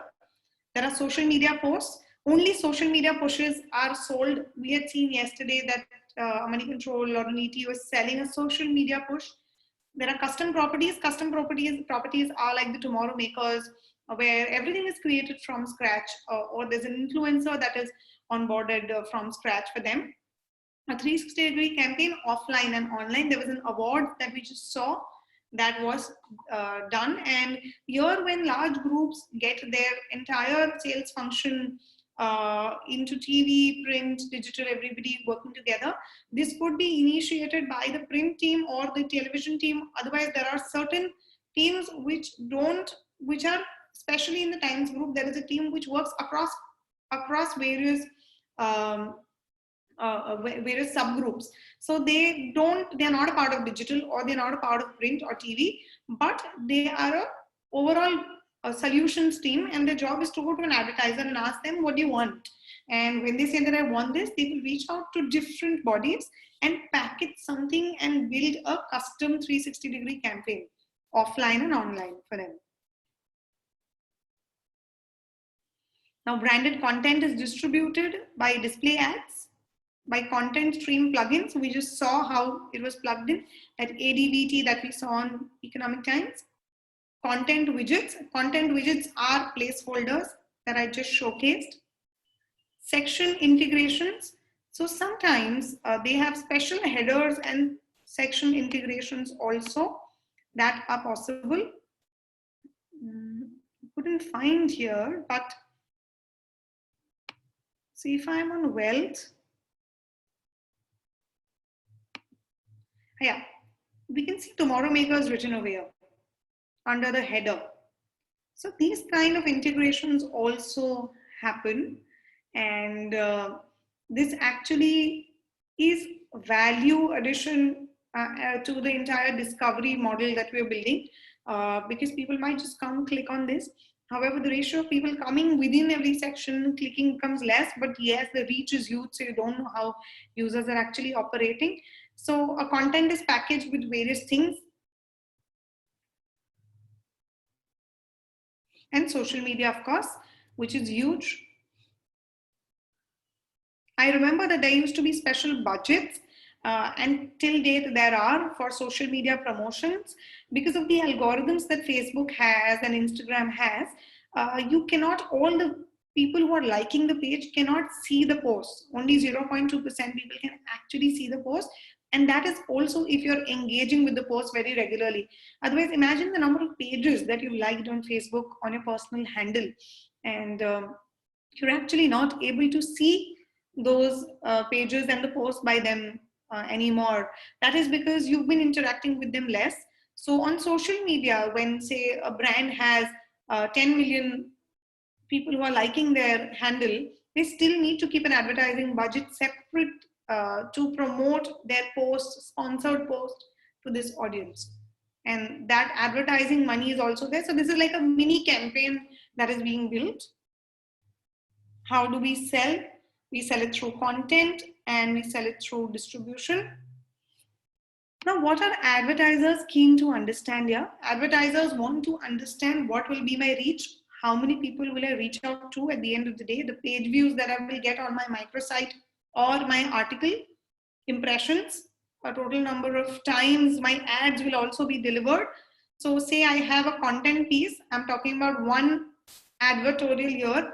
I promise 25,000 page views on that, but with the ad slots that I give along with it, with the social media post that I give along with it, and that section on the homepage that I create, that integration on the homepage, how many impressions will it see? Now this impression level will be huge, because if I place it on the homepage for one day, I will put in some 3-4 million impressions, but that doesn't mean the article will have that. All the distribution put together will have that kind of impression. And that is also what they want to know. Number of social media pushes, they might come to you and say that, can you do 2? Can you do 3? So there is a cap saying 1 social media push only. You cannot be putting out branded content all the time. And social media engagements, they also want to know how many people are liking, sharing their post, apart from just clicking on that and visiting on the landing page of the advertorial or the microsite. That is there. Now, this is a sample content hub, that proposal that was there. Okay. I hope everybody can see this. I know it's a little pixelated. So the first thing is the content hub, which means a microsite like a Tomorrow Makers that you saw, or on BBC when we saw Accenture. Articles, so the 18 articles have been packaged here. The articles will be written by the publisher team only. Hypothetically, we are assuming that it's ET. This campaign is not of ET, but just assuming that it's ET, that they will be writing these articles. Charticles is a word used for infographics and charts that are there, comparison charts, and depends on the kind of client that we're talking to. If we're talking to a fashion brand, we might include a slideshow more. If we're talking to a phone brand, we might say a video is more, but this has a lot of things put together. So topics are to be decided, but the frequency is mentioned. Okay, we have 6 infographics, 3 slideshows, trivia will be 6, videos, whiteboard videos, testimonials, interviews, etc. So if there is an interview that is required, either it is an in-house team or it is a third-party outsourced team that is sent to do the shoot. Whiteboard animation, a lot of times there is no internal team which does that, so it is outsourced. So all of these budgets are calculated. So when, as a seller, you do this, you will put out certain rates. Okay, so there are 2 interviews, and if they both are shot on one day, the production cost will be, say, 20,000 rupees. So you account for 20,000 rupees of production cost as well. Similarly for a whiteboard animation as well. Again, there are calculators. You might want to build, if it's a financial client like a Tomorrow Makers, you might want to build a calculator for them. Say, if they're a mutual fund client, you might want to build a risk analyzing calculator for them. And you either outsource it or you build it internally and you account for a cost. And a lot of times, a salesperson has to talk to a lot of vendors. There is no separate team also available for you to give you a rate. You might have to reach out directly, take a rate, and put it out there and share it with the internal team, saying that I've got this quote. Now, if there is a bigger team available, they'll be able to help you with that as well. Or there might be some rates or preferred partners who are already working with a group, and the rates can be easily available. Expert articles and blogs, they are given by the client directly. Polls, live chats, etc., can be integrated. Your Twitter trending is integrated a lot of times. There are agencies which can actually help you trend on Twitter, so that's also included. Certain Twitter chats are included. Sometimes Instagram campaigns are included. Influencer campaigns are included. So it totally depends on the kind of things that you want to do here, that you can include in the deliverables. So now, if you look at this, there are total 65 things that are being delivered to them. Okay. Now these are the marketing deliverables.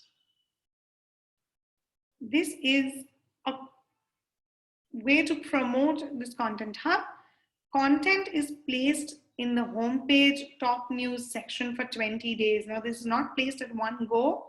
Now the duration of this entire campaign could be 3 months or 6 months, and 20 days will be selected, maybe 2 days in a week or 3 days in a week, depending on how you want to distribute it. Property widget on homepage, co-branded widget, which means that there is an ET logo and there is a brand logo like Accenture or BBC or something, where it is co-branded, or it could, because it is happening on the website, it is a co-branded integration. And it is either a widget. A widget is a placeholder where there are multiple links, or it could be, say, just a button banner present in the special section on the homepage. Is what we saw, that there are specials, or spotlight, and maybe it could be called in different ways. Keywords within articles, backlink to the content hub. So certain articles will have hyperlinks back to the website of the client or back to the content hub, taking them to the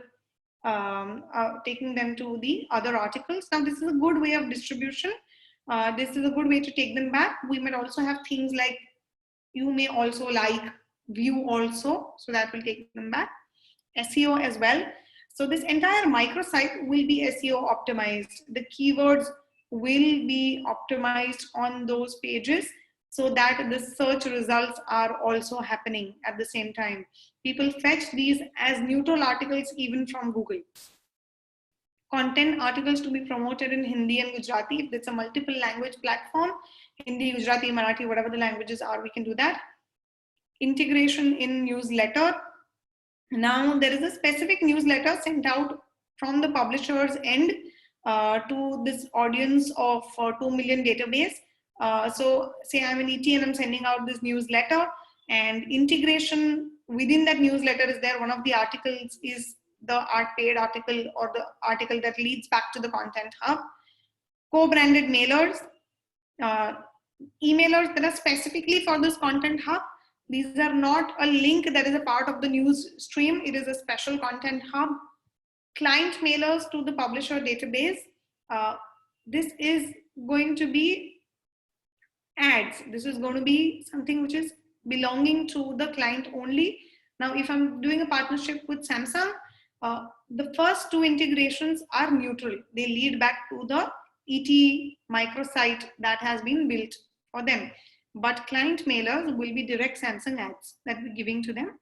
And when there are two different teams, this revenue is given to the display team because this is the display property that is there. So there are certain revenue sharings also that are done.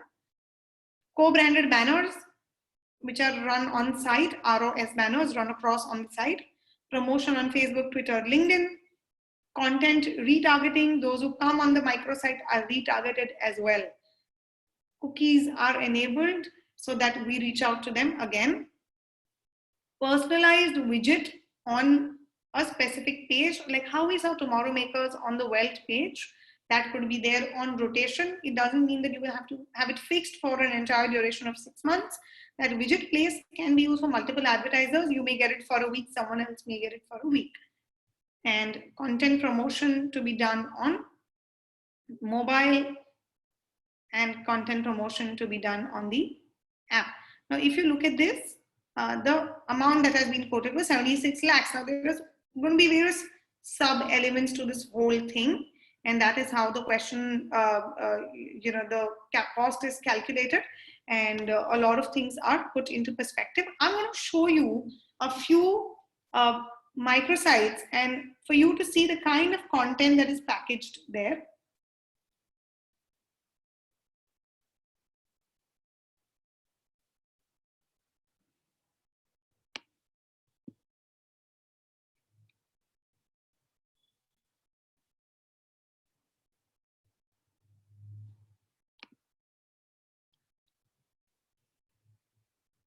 So I'm going to take you back to ET homepage.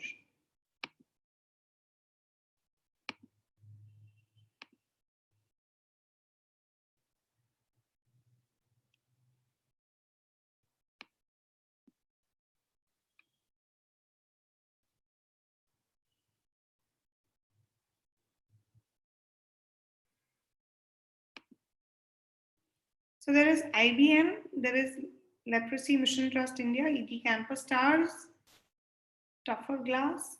If I click on this is very ambiguous.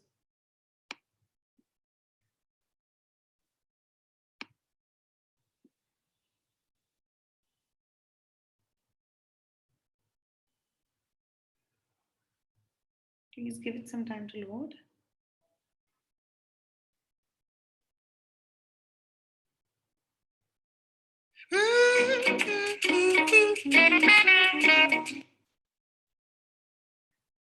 Wow, there's music as well here. Okay, this is real poor load time. And if you're here, you're going to bounce. And if we bounce, there's not going to be a page view that is recorded here. Okay, let's go to IBM. Okay, so on IBM, you will see that they've given a fancy name, Reshape Tomorrow. And what you see over here is articles. There are a lot of articles that have been created for them. There are videos why organizations need to adapt to newer technologies. A video by an internal team, an article by internal team. Again, articles, contact us. So this is a pretty straightforward microsite that is created, unlike a Tomorrow Makers, which has a lot of elements. And the things that I've noted um, in that proposal, most of which are, you can see here. So there are articles, there are slideshows, there are these calculators, like a risk tolerance calculator, life insurance, education, etc. There are ebooks, there are newsletters, videos that have been created. Now these videos are either created internally or outsourced depending on the capabilities. Again, smart tools, quizzes, ebooks. It's a lot of work. This is an annual campaign that has been going on for 6 years now with them. Expert corner, and which is why there is so much content. There is multilingual content. Interestingly, if you go to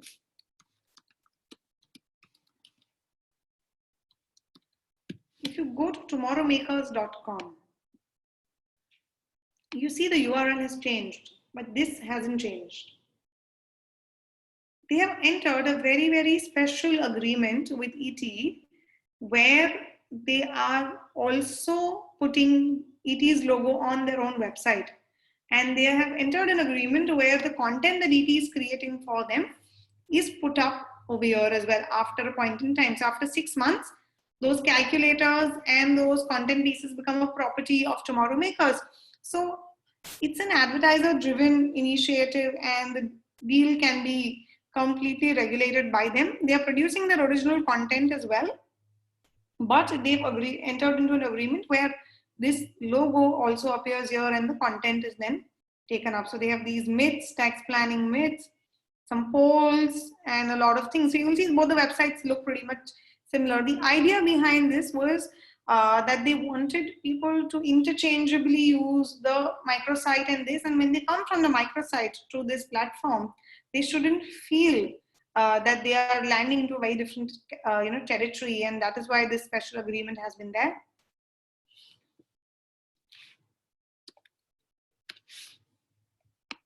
Let me also see if any fashion brands have anything active.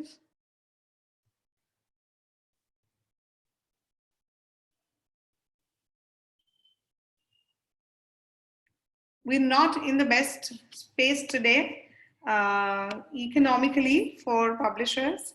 So we might not see a lot of branded content campaigns, especially with the niche publishers.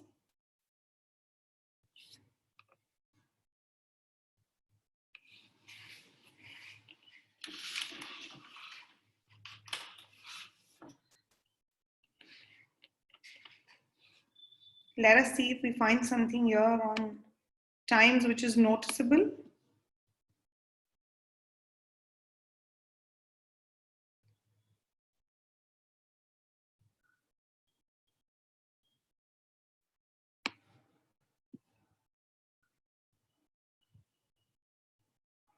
Okay, there are all these sections, and they have Toysa as well, which is an event that they do on grounds, the sports awards. This is also a big property on digital. There is something called a media wire that Times has now started. Now, this is also a way to productize the ads campaign. And when you come here, your PR becomes your news, and you submit your story, you can request a quote. Basically, it's a very organized way to put up articles.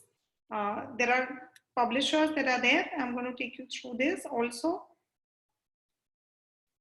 So you need to write a story draft, you need to log in, you put your story images, and you include your social media handles. And that is how you will be able to create this campaign for yourself.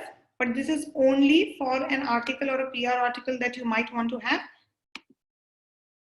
Now, some published stories here are like this. Astrovision has put out a story here. And if I click on this, so this is a story that they've put out.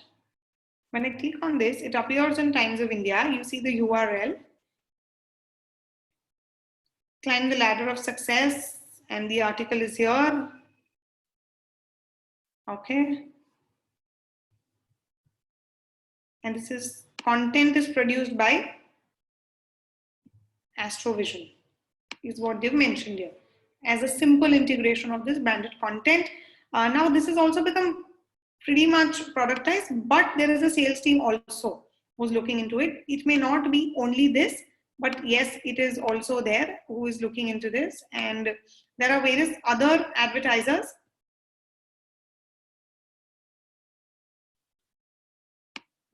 Like there is Rhythm Resorts, there is L&T Mutual Fund, and the rates, you can probably log in, sign up here and explore the rates. There are various fields, you can see, education, real estate, and check how these are getting published. And you can choose to publish it on one or more platforms. So they give you an entire group. So earlier, one-to-one deal, you may get a lot of deliverables here if you're just increasing the SEO of your website and you want to publish an article which links back to your website and creates credibility. This is good, but it is not a high visibility platform. But yes, because it is there in so many platforms together, your article may appear wherever relevant actually in all these platforms.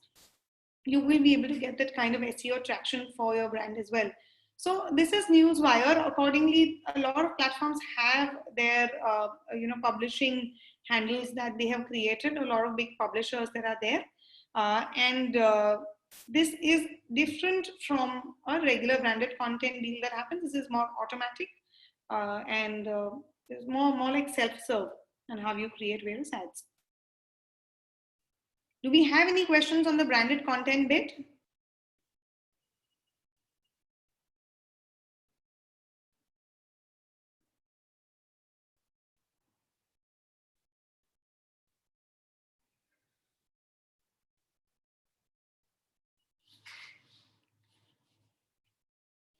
This looks very much like MediaNet.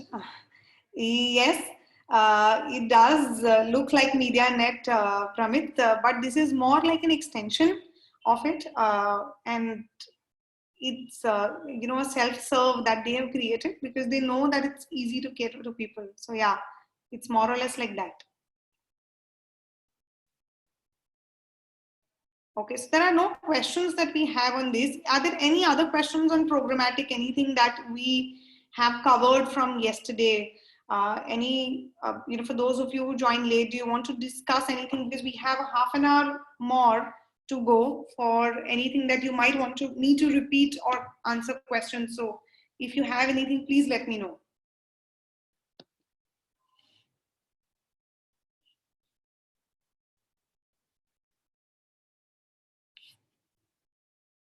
I'm just going to unmute you all.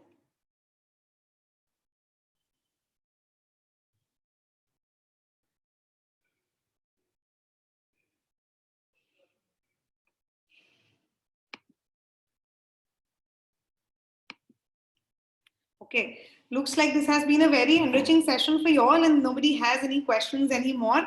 Is it that nothing's been understood or is it that everything's been understood very, very well?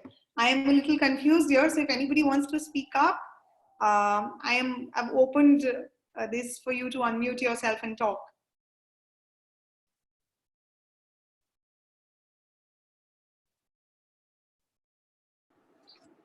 Hi, Bijal. This is Kashmira on my end. Hi, Kashmira. Hi, since this is the second day of the of the course that you have conducted, which is on advertising, sales, and all. There are certain things, I am understanding. There are certain things which is, I'm just writing it down to get a firmer understanding and all. And overall, from whatever you have been explaining, I can only make one thing that's very important for everyone to know how sales are done, how advertising takes place. And such kind of information that you have shared, this is a must at this stage because digital is taking precedence over everything. And knowing how to go about the game is also one of the most important things. So knowing about understanding and not understanding, it is a ongoing process. So yeah, it has been beneficial. This much only I can say. Yes, Kashmira, thank you. Kashmira, what's your background? Where are you from? And what industry? I mean, what do you do on a day-to-day Uh, job level? I'm a print journalist. I mean, for the last 3 years, I have been a print journalist writing for a variety of magazines. I just shifted to India last year.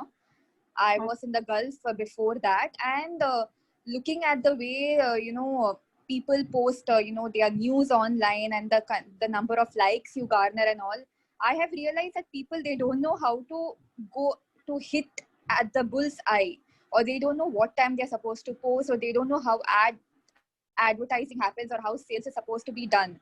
So in that way and all, I have seen certain places where I have worked suffer very badly, where our salary has been delayed just because people did not know how to do sales properly. So the main purpose of me doing this course, or when your sister Disha told me that why it's important, is that I feel every journalist should know what how this is done. Because if the editor doesn't know, at least a journalist can come and say that this is how it's supposed to be done, and nobody will suffer from payment delay. Because one of the major reasons why payments are delayed is because people, they don't know how what it is and what it is not. And it is a very serious issue, which I don't know why nobody's addressing this. Because if I, sorry to be taking much of your time, I just want to give you an example. The first maybe organization I worked for back in the Gulf, it was suffering from a lot of financial turbulence because of the Arab uprising. The business was badly hit and all. Whatever little business that the editor could get, she probably did not know how to do it, because the social media relevance for her was very low, or maybe she did not know this is the time she's supposed to do, this is the algorithm of Instagram, this is the algorithm of Facebook. So in that way or the other, the business did not work well, or it could not pick up. The likes were less, the relevance was less. Even if she had a good name in the industry, still nobody read the publication, because in what way was it helping? hmm. And and in that case, our payments got delayed just because a concerned person doesn't know how to do business. A concerned person doesn't know how to generate sales or Hmm. advertising, and this is a very serious issue, which I So, think that startup? every yeah. You were working in a startup where there was no organized sales team, because we have a lot of veterans here who are into sales, and Okay. yeah. So we, the likes of Anusuya ma'am, Ashish, I think Gaurav Ayub, all these guys are from it, Alok, Shweta. They are from the sales side of things, and they've spent a lot of time here from various organizations like, Dainik Jagran, and the people who, so Ashish is from the television side as well. So yeah, so your case, definitely matters because it's peculiar, and from being a journalist, there's only so much that you can do when it comes to revenue potential. But is there a pressure on journalists as well to deliver? Are you also being asked to become a little advertiser friendly? Is there any sort of demand that from arises from the publisher? Actually, as of now, it's not, because I'm into independent journalism, but it is always, even if the editor doesn't say that, it is understood that, they expect little more out of the journalist also. It is not just about going and interviewing, writing and submitting, no. Because how much will the editor in chief or the executive editor or associate editor do? If you are, suppose, if a concerned journalist goes and interviews a founder of Louis Vuitton bag, of course they will expect, right, that this person should also bring some revenue. Or if that Louis Vuitton founder says that, I'm interested in featuring in your magazine or your newspaper, how much I should pay. So this kind of expectation is always there, but certain people, they don't tell. Yeah. Initially, when I joined the industry back in the Gulf, and when it was doing very bad, or when the deputy editor was finding it very difficult to manage everything on her own, I took the onus, or the other people also took the onus, that we will try to find more advertisers, or people who are willing to contribute to the development of the tabloid. Because if you see to it, now the industry is in shambles, the economy is dipping down. So even if the editors don't tell, there is a kind of unsaid pressure on us to deliver beyond just good article. Yeah. Yeah. So yeah.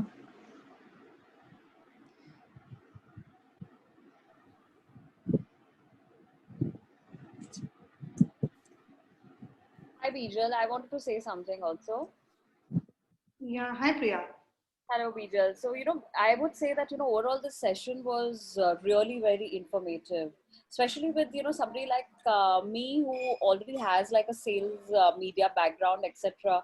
So now, all our clients have shifted digital, so it's like, how can I not lose this client? That was the most important aspect what I thought, because they are all, going digital.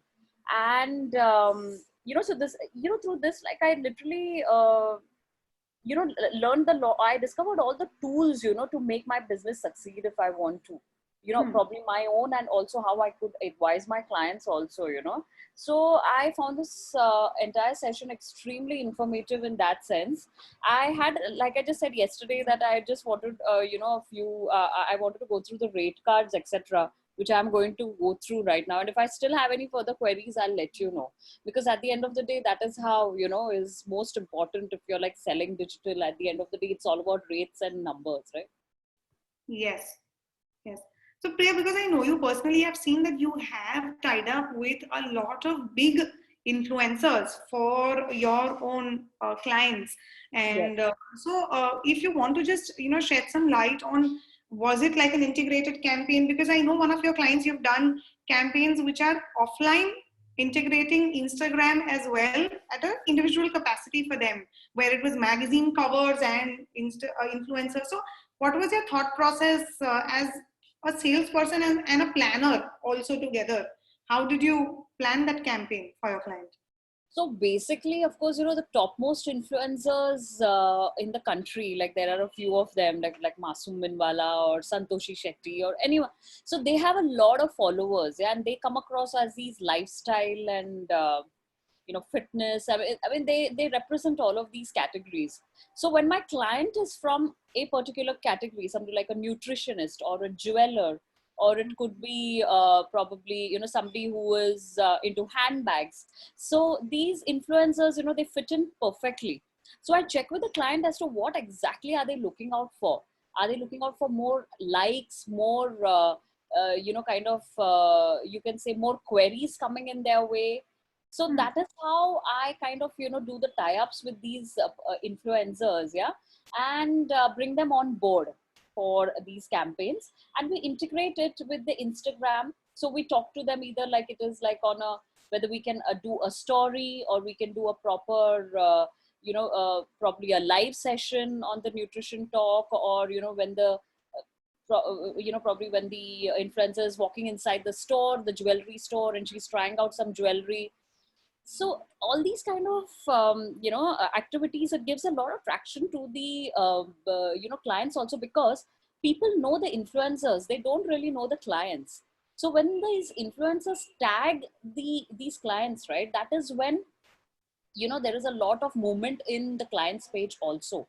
So that is exactly what I'm looking at, the number of likes that are increased, and of course if they are able to convert, how many queries have come through. So So that does your client give you that feedback on how many yes, people have yes, converted and come through yes, that? I ensure that I speak to them as to what is a medium that like if somebody new has reached out to them, I do tell them that let them fill a Google form which says that where did they hear about them, or something, whether it's on print or on media, or is it on some Instagram handle. So when they say that okay, they saw this on an Instagram handle of an influencer, so that is when I know, okay, that this is working. And it gives me the confidence to kind of probably tell more clients to do these kind of activities. And it's a lot more cheaper than doing something probably on a BT, or probably anything, like, as we know that since we are from the same background, is what I'm saying. Yeah. Correct. Correct. Great, Priya. If you have any doubts in your rate cards, I'm just a message away. So please feel free to ask even later on. Yes, yes, yes. Thank you, Bijal, so much. You're welcome, Priya. Bijal, hi, Tony here. Since we're talking more about influencer marketing, can you show us some examples of influencer marketing done really on Instagram or wherever? How does it work and how do we connect with them? Because most of a brand solution pitch that we get these days clients generally ask for how we can promote through influencer marketing, or which are the big names. Can you hear me? Show those examples. So when we talk of influencer marketing, there are micro, nano influencers, macro influencers, and the celebrities that are there. Now, micro influencers are people with say 20, 30, 40,000 kind of followers. Nano influencers are 2,000, 5,000 followers. Your strategy depends on the brand that you are, the budget that you have, and the reach that you want. So if in Mumbai, in Bandra, there is a boutique and they want to reach out to people to come to their boutique, it is imperative that they tie up with someone who is a local influencer and then pay them to promote their campaign. Sometimes influencers also work on deals that are affiliate deals, that only if they're able to sell your brand. That happens a lot with fitness influencers. All of these protein shake companies, protein bar companies tie up with them, and because they have a dedicated following of fitness enthusiasts, they give them a coupon code saying use Bijal 123 to get 30% off. And if they use it on their website, they get a part of the revenue, which is a 20%, 30%, whatever has been agreed upon. And otherwise, there is the macro influencers, and which are the big ones. Like how Priya mentioned, there is a Santoshi Shetty and a Masum Minawala. They'll take anywhere between say a 50,000 to a lakh and a half to 2 lakhs, depending on what you're making them do. Are you just inviting them for an event, or do they just have to do one post? Virat Kohli takes 1 crore for one single Instagram post. And these macro decent size influencers, which are say 5 lakh followers, 1 million followers, 2 million followers, will integrate your brand in different capacities, starting from 30, 50, 40,000 to multiple lakhs, depending on what you want them to do. They do travel across various countries, stay in various hotels, and also promote that. So the integration capabilities with an influencer starts at showing a product where they're showing something which is maybe a skincare product, or it is also it could go to traveling somewhere. Instead of me sharing an example here, I think Viditi is still around. Is Viditi here? Viditi, you have Viditi Patrawala here has her own Instagram page. Hi Viditi. So you can unmute yourself, and I'll just ask you if you're comfortable sharing your experience as as an influencer, and tell us a little more about how many followers you have. If you can unmute yourself and tell us how you are working with advertisers, that will also help us understand the industry a little better. Hi Bijal, thank you for the session. And yeah, I like my Instagram is Pretty You Pretty Me, and I'm basically more into lifestyle and beauty segment. Like I promote those brands. I'm a micro influencer. I have around 27,000 followers on Instagram, and yeah, currently the business is low, if I may say. Like I'm not getting that many deals or that many collaborations as I used to like 5 months back. But basically this works like brands, they approach me, and yeah, so brands approach me, and then they share their collection or their new launch, and I have to talk about it on my stories, or I have to do a post about it. And like at my stage, I get a lot of brands doing barter collaborations. Like they send me their entire range, and I have to talk about it, use it, and share my review. But there are quite a few paid collaborations as well. Like when a brand wants me to do a video and like show the product in detail, or keep promoting it frequently, then we have like a proper paid collaboration. And what do they ask you in return? When you do a video, do they ask you questions when they evaluating your platform? So this is for us to benefit as an advertiser or a planner. What kind of questions do they ask you, and what kind of data do you provide to them, to the advertisers? Yeah, so basically they require insights about how many male to female ratio I have on my page, the age group, which I have more on my page, So yeah, I have to send a report of my insights, and according to that, we have a payment details. Yeah, You agree on and the payment, payment terms. yeah, payment terms for you. Okay. And Yeah. after it is So yeah, over, insights are very important. insights are very important. Okay. And after your agreement is over, you create a video. That's about it. Do they share a feedback with you saying, okay, we got so many new followers because we did a campaign with you, or are they Uh, doing Not such? really, but if I have an affiliate code, like you Hmm. mentioned, like I have that with Nika, with Color Bar, like these brands. So I have a dashboard there where I can see the sales generated uh, through my code, and then I get my uh, payment due. So what are these affiliate deals more lucrative for you? Do they pay well, or are the straight out brand associations better for you? At my stage, I think like when I have a fixed payout, that is more lucrative, not these affiliate codes, because I've seen a lot of my followers uh, like they don't remember that, okay, I have this code which I have to use. Hmm. They may just go to an ICA. So, like for example, if you Yeah, promote, and then just buy it. Like I keep promoting it, but then there's so many influencers having so many codes. So if you it's not very lucrative. That's what I think. it's not very lucrative, but they do it as an advertiser. I think they do it with a lot of people together. Yes, yes. Yeah, like so many bloggers, they are collaborating with Mama Earth, and everyone has a code. So, somewhere your code may get lost with, your followers. Correct. Because the person is following many more influencers and not just. Yeah. So you get few deals, but like few sales, but I think it's a little slow. Hmm. Okay. So, Tony, I think that was a live example for us from an influencer herself on what is their side of the story and how do they start doing deals at a macro level, at a micro level also. Let me check if there are any more questions. Yeah, Bijal, I have Hi, something Pramit. to ask.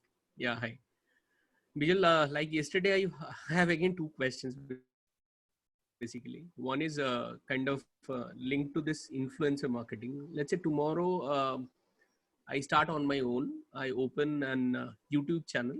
I start reviewing cars, or I start cooking, or I start something else. Okay, whatever, a book review, etc., etc. Yeah. Now, down the line, we know that YouTube starts paying you back, right? After a certain yeah. So number one is, how do they do that? I mean, what do I need to do to kind of have payment from YouTube? That is number one. And the other question is, we have not discussed, I think, one part of digital, which is OTT. Now, if you see OTT, whether it's a Netflix or a Prime, they have done away with the ad sales model. They are all into subscription-based model, okay? Because they are all saying that's the future. And that is again scary for us, the ad sales guys, okay? So what do you think, Bijal, on that? That, I mean, uh, if that happens, then what is the function of ad sales in terms of OTT only? I'm talking OTT only. The Indian OTT platforms like a Z5 or a Voot, okay, they still have ad sales. They still have ad sales revenues. But if you see the proper OTTs, wherein we are learning actually, the Netflix or the primes of the world, okay, they don't have any ads. You see whatever Sacred Games or whatever, you do not see any ads. So that's was the second one. Hmm. So I'll take the second question first, Pramit. Now, in case of OTT platforms, they have not done away with the advertising model. What they have done is they are requiring a subscription-based model because their content is premium and they're producing a lot of premium content, which is why they want you to subscribe. Subscription is huge. A while back, I remember a few years back, Mint was the one with the Mint newspaper started the subscription on their e-paper. At that time, they had to switch back immediately to a free version because people weren't appreciating that they have to pay for the content. Even if you look at the website, ET Prime has come up with a premium model where you read a story. There is the Ken also that is there, which actually is brilliant journalism but you have to pay for each story that you read and things like that. But when we speak of OTT, their model is a freemium model. Netflix, of course, is a completely premium model. On Hotstar, on Z, on Boot, you can see a lot of things for free, and then there is a premium that you pay to view certain things like a cricket that is being played, and which is why people would subscribe. Having said that, they have not moved away from an advertiser model. If you want to sync up with someone who is maybe in Hotstar in your connection, you would know that advertising money is way beyond the subscription money that we're talking here. And with new formats and new control and larger controls that they have over their audience, because they are now subscribing and logging in, uh, they're actually serving various different kinds of ads. Like on media, and we saw they have a download campaign, they have a lead campaign that they're running, and not just a visibility campaign or a video campaign that they can run. So there's no threat. I think more the OTT players, the better will be the market out there. It's just for the ad sales professionals to be out there. If I've answered this, I'll take on your first question. Yeah, sure. If you become an influencer on YouTube, you need to have a certain minimum number of subscribers on your handle to be able to have the paid, YouTube start paying you. You should have a content which is viewed for a minimum duration of a certain seconds. I may be putting out a lot of videos, but my videos should be sticky. People should be willing to say be there for 3 minutes or 5 minutes. There are various yardsticks that YouTube has, and you should actually be eligible according to those parameters, and then you can start monetizing it. Then you can go to the YouTube dashboard and apply for a monetization model, and you start getting paid for ads that are shown on your platform. So subscribers and the minimum viewership time duration that is required is essential for the channel to pick up and start getting monetized. A lot of recipes, a lot of music, people who are teaching music or playing music, dance, they have come up through YouTube. They have been YouTube stars entirely, like a Shirley Sethia and others have been completely, YouTube stars. So they've made a fortune out of that, honestly. But yes, your content needs to be sticky. So if you start a handle, you must identify if you have a niche, and if there is no niche available, how you can, what kind of content can you produce, the quality of the video, kind of things you want to do there to attract audiences to stay longer on your each video. That will matter.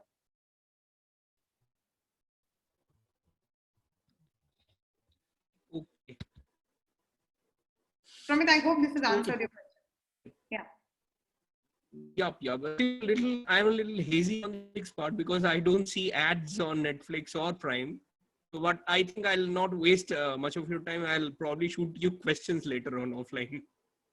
Sure. So when you go to a Netflix or on Prime, because you're a paid or a Prime member, they don't show you ads. It becomes ad free.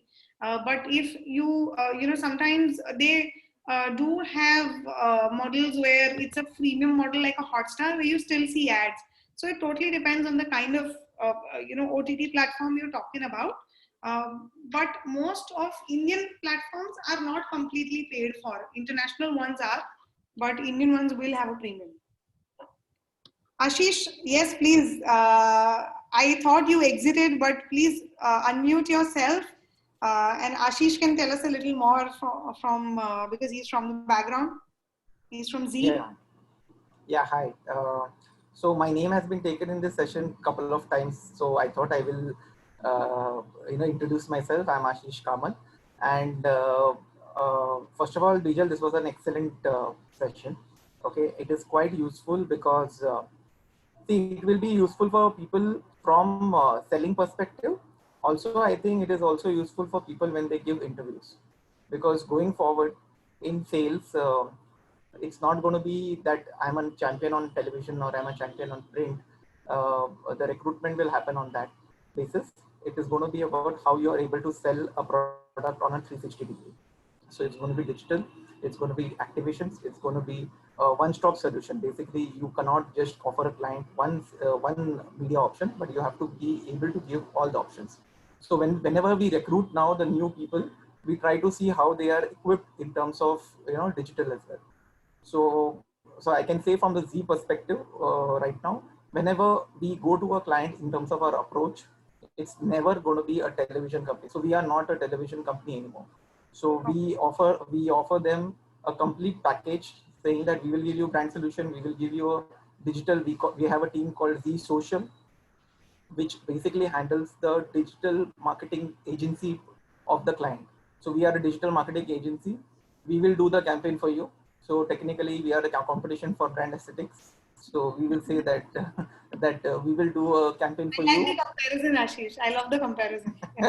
Yeah. So because so I'm just giving this perspective because for the larger audience, where I can see the audience here who's wanting to know more about digital in terms of how it's going to pan out. So let me tell you from a broadcaster's perspective right now, when television, because when you look at the competition in the advertising pie, it's television and digital which are drivers. Print and radio have taken a little bit of backseat, especially after pandemic right now. And that's the reason we are all here, right? We want to upgrade ourselves to digital because we think that that's the way the industry is moving. But ideally, if you see, it's not the only way that the industry is moving. The industry right now needs people who are able to give you a solution. It's not that a digital solution or it's going to be a television solution. It's a solution that you're going to give to the client, and that's what is important. And then I think each and every parameter which we discussed in this, like AFPs, or you're going to talk about branded content, you're going to talk about solutions, or you're talking about even influencer marketing. So I think there was a discussion about influencer marketing. So influencer marketing is not just on digital also. So we do a lot of influencer marketing on television, and it works for the client. So today when we go to a client, we don't talk about influencer marketing just for television. So we give a 360-degree option. So we will tell that we will do an influencer marketing for the same, say, from a television perspective. So Kumkum Bhagya lead protagonist. Okay, so we will go to the client and say that she will promote your brand on television, on digital. She will go to your malls. She will do this. She will do this. So it goes like a complete 360-degree, and it's not given as a television solution. So hence, so that's where I'm coming from. So we are not giving solutions just from a television perspective or from the print. So we will say that we will buy this paid articles on MediaNet for the same protagonist who is probably promoting here. We will buy it for you. We will put it onto the social team. Who will promote it. Who will also promote it on different digital platforms. So it becomes a one-stop solution for the client, that he does not have to go anywhere else, but the Z team will do everything for you. So I'm sure this is done by the Star team as well. It's done by the Viacom team as well. Each and every broadcaster right now has an integrated team, and going forward in next 3 years, we might not have a television team per se. We will have one team who is able to give everything. Okay, so that's the larger point that I thought I will communicate to the team. Now, answering on the OTT, because I saw Pramit asking this question, OTT, why in Netflix and why an Indian player? The difference here is that the global vision of Netflix says that our competition is your sleep. So that's what they say, that their competition is not revenue, or they are not competing with, say, a Google, or they are saying that I'm competing with your sleep. So right now their complete focus is on subscription. Their complete focus is on eating in your sleep. How do I not make you sleep from at 11 o'clock and push it to 4 o'clock and give you content to consume? And if that has to happen, an ad cannot come. Okay, so that's if the ads come, then there is a possibility that people will shift from, say, the preference wise, that why, because it happens. So for example, I'll give you an Indian player works the complete different. An Indian player, when I say it's an MX player or a Z5 or a Wood, or you take a Hotstar. So these are the large Indian players. I don't want to go down where the other players are. These are large OTT players. They work the opposite. They want revenue to get good sleep. So so that's how the Indian players work, and the global players work the other way, where they want to look at right now, create the content and create the stickiness and create this thing, and then the revenue will follow. That's how their long-term vision is. Now outside India, Netflix and Amazon play ad. It's not that they don't play ad, they play ad. In India, they don't pay ads currently because they want to actually penetrate the market their strategy is to penetrate the market. Hence, you see a lot of right now, even the the Gulabo Sitabo, which happened on the first one, which happened on OTT. The clear strategy was that they want to bring audience onto the Amazon as well as on Netflix. On Z5 and on Woot or take a Disney Hotstar, there are a lot of ads, there are a lot of integrations, there are a lot of brand solutions that we are doing. And I will give you an idea of the penetration that, say, for example, a Z5 is looking at or a Woot is looking at. Today, a Kumkum Bhagya gets released on Z5 one day before it goes on television, by the way. Oh, wow. So that's the kind of the aggression that we are looking in terms of OTT. So the jobs are going to be there, and there are going to be a lot of jobs which will come on OTT platform because clearly that's the wave that the Indian players are looking at. So today, if you see an Ashram which came on MX Player, right, which is a new release which happened, the web series. The number of web series which are released on Indian OTT player is more than Netflix and Amazon by then. Correct. So the content creation has gone up. So if the content creation goes up, the cost goes up. The cost goes up, so hence the revenue drivers are going to be there. Yeah. At the same time, for the Indian players, it's not just about web series. It's also about the series which go on to the television. So that's the big market which is there for us. So, as I mentioned, so Kumkum Bhagya goes on Z5 first, and then on the channel, which will say, for example, you will be able to see Kumkum Bhagya today at 9 o'clock on Z5, and that show will come on Monday on ZTV. But do you need a subscription for that? Yeah, so that's what I'm saying. So that's where the thing comes in, that you have to be a club player, a gold player, and all that jazz is there. But basically, say for example, let me give you an example. Now, Netflix will ask you a subscription of say of 1500 to 1900, depending upon the package that you take. A Z5 will say we will give you 3-level packaging, where we will say we will give you free. In that free, you will have very old content, and you will not be able to get any good content viewing in that content. If you pay 500, you will be able to see all the Z5 originals, all the movies and everything, whichever is there. And if you go for the club pack, you are able to see the content one day before. So that's how the pricing and the levels will be created. And the clear agenda is that on that pricing and on that this thing, we will then segment and sell it to the advertiser. That this guy is paying 1500 rupees, for example, the top level, this thing. So he is watching Z5, ZTV on Z5. So we will have data. Obviously, backend data will be known that what is the kind of viewership which is generated. So basic level is that these all three levels will be there. Advertising will be there, and Indian players will be aggressive on OTT advertising. And it's just a start. If you're seeing the numbers not there in terms of revenue, just wait and watch for a couple of years. The advertising pie will double up on OTT for sure. OTT. Yeah, but so OTT that, is almost like a blurred line between television and digital. It's no longer, it's a cusp in between both, because you're using content that is there in between both. Yeah, and for example, television content as well. Yeah, and also there is a lot of scope for dubbed. So India is a very dub friendly country. We like to watch South movies in Hindi, right? So that's the entire. We like to watch Korean movies. We like to buy Chinese movies. We like to buy Pakistani content dubbed. So all these content can be easily be dubbed onto the local language and put on OTT in just matter of time, and then it's a choice, right? So as you put on television, you need to open up a channel for it. But on OTT, you can create segmentation, and you can clearly put dub content also, which is a big market right now. Yeah. Can I ask a question to Ashish? I was just going through what he was asking. Yeah, Ashish, just wanted to check. You just told us right now that the content like Kumkum Bhagya will be released on OTT a day prior before it gets telecasted on television. Now, if you look at a pattern of, for example, a Kumkum Bhagya is a female housewife generic show. Would the female housewives get into an OTT to watch a show a day prior? Or will they be looking at television? That's why. It's a good question. Now, what has happened is the digital revolution as well as this pandemic has helped a lot of OTT players.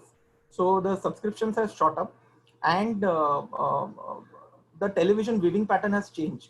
So what has happened is because earlier it was assumed that assumed it was a reality that a GC, when I say ZTV, it's a GC, Hindi speaking GC, Right. is watched by a female, and a male is an incidental viewer. So, for example, if my wife puts onto the TV and she watches Kumkum Bhagya, I am forced to watch, right? But Yes. True. that is not really a case right now. Now, what has happened is because of OTT coming into picture, as well as people have got used to watching content on mobile.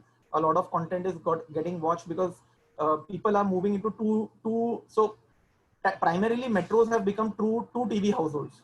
So there are Okay. two TV households which are that's how the advertiser plans that uh, metros are not going to be single viewing. So for example, if a household is watching a GC, there is also somebody who is watching news at his in his bedroom. So घर में एक TV चलना जरूरी नहीं है, दो TV चल रहे हैं. But now what has happened is घर में दो TV and there is also a phone which is चल रहा है. So which is a, if somebody is, like a kid is watching on kid is watching a cartoon channel, because everybody is at home right now, nobody is going out, right? Right. So the TV consumption and the content consumption has gone up. So you need to have alternatives. So for example, at my household, I'm forced to watch everything on mobile because my TV is occupied by my son, and or my wife or somebody else is watching. So I'm not able to consume content. So hence the options are created by, and these patterns will not change going forward, by the way. Even if life comes back to normal after say 3 months, 6 months down the line, the habits which are being developed, like consuming content on mobile or consuming content on television. For example, my wife is getting used to watching say news because I'm watching news. That these habits will not quickly change later. People will still want to watch their the new habits which have come into picture. So to answer your question, a Kumkum Bhagya will be a female centric show, but there will be male who will be driven towards watching it. And if, say for example, the reason that we are coming up Kumkum Bhagya on Z5 is because my wife will also have a Z5 subscription at home. So tomorrow, if my son is watching a show on television, she doesn't have to depend upon that. She can still watch it on Z5 Okay. and at her comfortable time. So today, if she misses something on Z5, she can go on to ZTV and watch. So hence, it becomes a advertiser's tool where I can take Z5 as well as a ZTV combo, and and catch hold of that person who's a television uh, say who's a fan of Kumkum Bhagya. So if he misses out here, he can still watch it on the television. Okay. Okay. Now Okay. I will jump this question if I just Yeah. to Sure. give. Surely. Yeah, so the next level of thought is whether the television viewing will go down. Now that's the battle that we are also I was fighting. going to ask you, Ashish, actually, Yeah, that yeah. will this impact it and Yeah, so that's where I'm coming from, that the television viewing will get impacted. And we are seeing that the television viewing in terms of households have completely changed. Now that's the reason we are giving these options, and everybody is giving. It's not Z who's giving it, Star is giving it. If you go to Hotstar today after this call, or Z5, just go on the Z5 page and see. You will see that there is a pop-up already there saying that watch Kumkum Bhagya first on Z5, or on Hotstar. If you go, or on a Voot you go. Voot, I don't know what, I don't watch colors. So any colors top show, they will put that, you want to watch this, click on it. So there is already the content that we have already put up. And this is something which all the broadcasters have taken into cognizance, that the ratings will go down and it will be taken over by OTT. Now it's that who will eat the pie first. So hence we are giving these options and going there as preempting that, let us be the first to give you the option, so that advertising money should come to us. So net, the entire, I gave a big dope and I took away almost 10 minutes of your time. But net, just to give you reinforcement to the entire team, OTT is here to stay, and OTT is going to be the next wave which will hit India in terms of advertising very soon. But I personally feel there should be some kind of uh, check, like how in television we have a check, right? So for example, if I don't want to watch the television advertisement on television, I can shift channels. But in digital, the problem is that I can't shift. So if on MX Player, if you go, you will bound, if you start any web series, you're bound to see two ads. You can't shift. There is no skip ad option on that. Now that's quite irritating because from a viewer perspective, it's a deliberate. I don't want to watch an ad, but I still want to. It's encroaching your privacy. So I think going forward, these all checks will come. I think in digital, a lot of checks will come where people will be. You cannot enter into the domain which that it happened after television also. So television when it started in 2000, there was almost 24 minutes of advertising in an hour. So people Correct. used to get bored in terms of seeing the advertisements back to back, and the Suryavansham movie will end after 4.5 hours. A Sholay will end by 4.5 hours. But now the guidelines have been set by the SEBI as well as by TRAI. So TRAI has clearly told that you cannot advertise more than 12 minutes. So that's what will eventually all these things will come into the forte. So is that a discussion that you all are having very Yeah, aggressively in a yeah, market yeah, as an yeah, OTT? yeah. Yeah. No. So that, see, we will not do it, no. So because we are getting You will money. not do So it. Yeah, you don't yeah, want to yeah. risk that time. Yeah, yeah. So I'm saying that the broadcasters and nobody will want to create obstruction in terms of ads because that gets revenue. But that's something which will come from the ministry. So where the What telecommunication ministry. is there? Is it try only, which is going to look at OTT because it's closely linked to TV, or try cannot look into that at all? No. So try. So OTT does not fall. So it's telecommunication. So it does Hmm. not fall into the try Or Bark or guidelines. anybody else also? it No. doesn't it doesn't form into this. So hence I said that going forward now all these things will come into picture whatever. So wherever the industry moves, right, there is someone in the government or the ministry or somewhere, they will put guidelines to put everything into perspective. There are a lot of RTIs and everything will be filed and things will move and everything will happen. So then there will be guidelines will be definitely put into digital. So that's a long shot. It's not something now. It will be happening in 1 or 2 years, 3 years, whenever it happens. But these things will be. But the thing here is it's a serious business and it's going to grow and flourish. So So just to give a, sorry, continue. Yeah. yeah, I'm saying that for example, an advertiser funded program also goes on to an OTT. Hmm. So today, if say we are doing a show with Tata, the new car Tiago, saying a trail from Bombay to Goa, in terms of friends, or we do a McDowell's friends trip, Yaron Ki Yari types, and that content which goes on to which we can shoot, we can put it as on OTT as an advertiser funded program, and also on the television. So it goes as a combination. Okay, so from an ad sales team, also the team is what is the training or what is the mindset that is changing? It is a solution first approach, regardless of the platform. Of course, there will be an internal revenue sharing and various things that will be taken care of by the platforms themselves. But from a sales team perspective, first we used to sell spots and branded content in AFP as a separate bucket. Now, because of OTT coming in, are the same ad sales guys in television selling it differently or positioning it as OTT first themselves only? How is it that Yeah. So I'll tell you how it is. So is changing? yeah, so I'll tell you, OTT is a complete separate business for us. Okay, Hmm. so Z5 business is separate and the Z Entertainment business is separate. So same goes with Viacom. A Viacom is separate, a Voot is separate. But at the top, it's all integrated, right? So for example, if a seller of a television goes into the market, say for example, if I'm going and meeting in HUL and trying to give solutions, I will also give solutions saying that this is a television property. Say, for example, if I'm selling Dance India Dance, Dance India Dance is on television. I will say that I will also give you the FB page of ZTV, which has technically around 50 million, 5 million followers, 50 lakh subscribers. So I will create a lot of jazz around it, and I will create saying that this is the kind of solutions that we will provide on FB for you. We will also do Twitter. We will do this, and all the Ashish, I can this hear is you. where these jargons come into play. So the client comes back and tells me, "Are you hello? Am I audible now? Yes. Now you are. Hello, Yeah. yeah."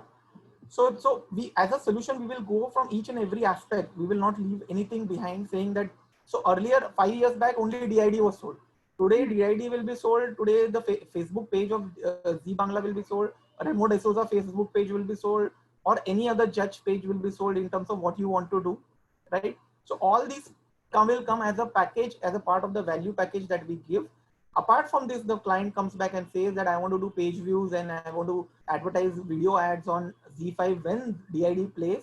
I will also give the Z5 DID package as well. So all comes as a one, and then we will internally bifurcate it. So for example, the property becomes a 10 crore package. The television gets an 8 crore, or 1 crore goes to digital. That all depends upon how we are going to do. But all the, yeah, so but it goes as a package. It does not go that tomorrow a separate team will also can sell it. Z5 team can go to Lux and sell them the Lux DID only on Z5 if the Lux does not want to buy on television. But a television person will go and sell Lux on television as well as on DID on Z5. So it So, goes but as a, becoming more like a pull to integrate social media and all as well. Also to show them that I can offer everything together. yeah. So that is a given. So that's what I started with, that when the recruitment will happen, it has already started happening. These all aspects today, the way you took in last 2 days, these are jargons. If a person talks about this, it's an added advantage on an interview, because you know that this person knows digital. Rest all is fine. Rest training happens on the job. But if he's aware about the jargons, if he is aware, he has a better chance of getting the job rather than somebody who was only television. So today, if only television is not the one that any television company is looking at, he will look at television plus plus plus. So that's where digital comes into play, a forte, because I think television and digital have a good marry. So so the video ads can go well on us. It goes there. So it has a very close marry that we have. So hence I meant that so on television and digital is a package that we kind of work together. That really was very insightful, Ashish. Thank you so much for taking those questions for us. We're at 12:45. Thank you so much, everyone. I think we've extended our time as well. You all know that I'm reachable on LinkedIn. Most of you know me personally. You have my personal mail ID and message. Please feel free to reach out to me if you have any questions. It was wonderful, absolute pleasure to have imparted a little bit of knowledge that I have with you all here. And I look forward to staying connected with each one of you. And I'm always available, just a message away. So thank you so much. I had a wonderful time in these last 2 days, and see you all soon again personally. Bye-bye. Thank you, Bijal. Thank you. Thank you, Bijal.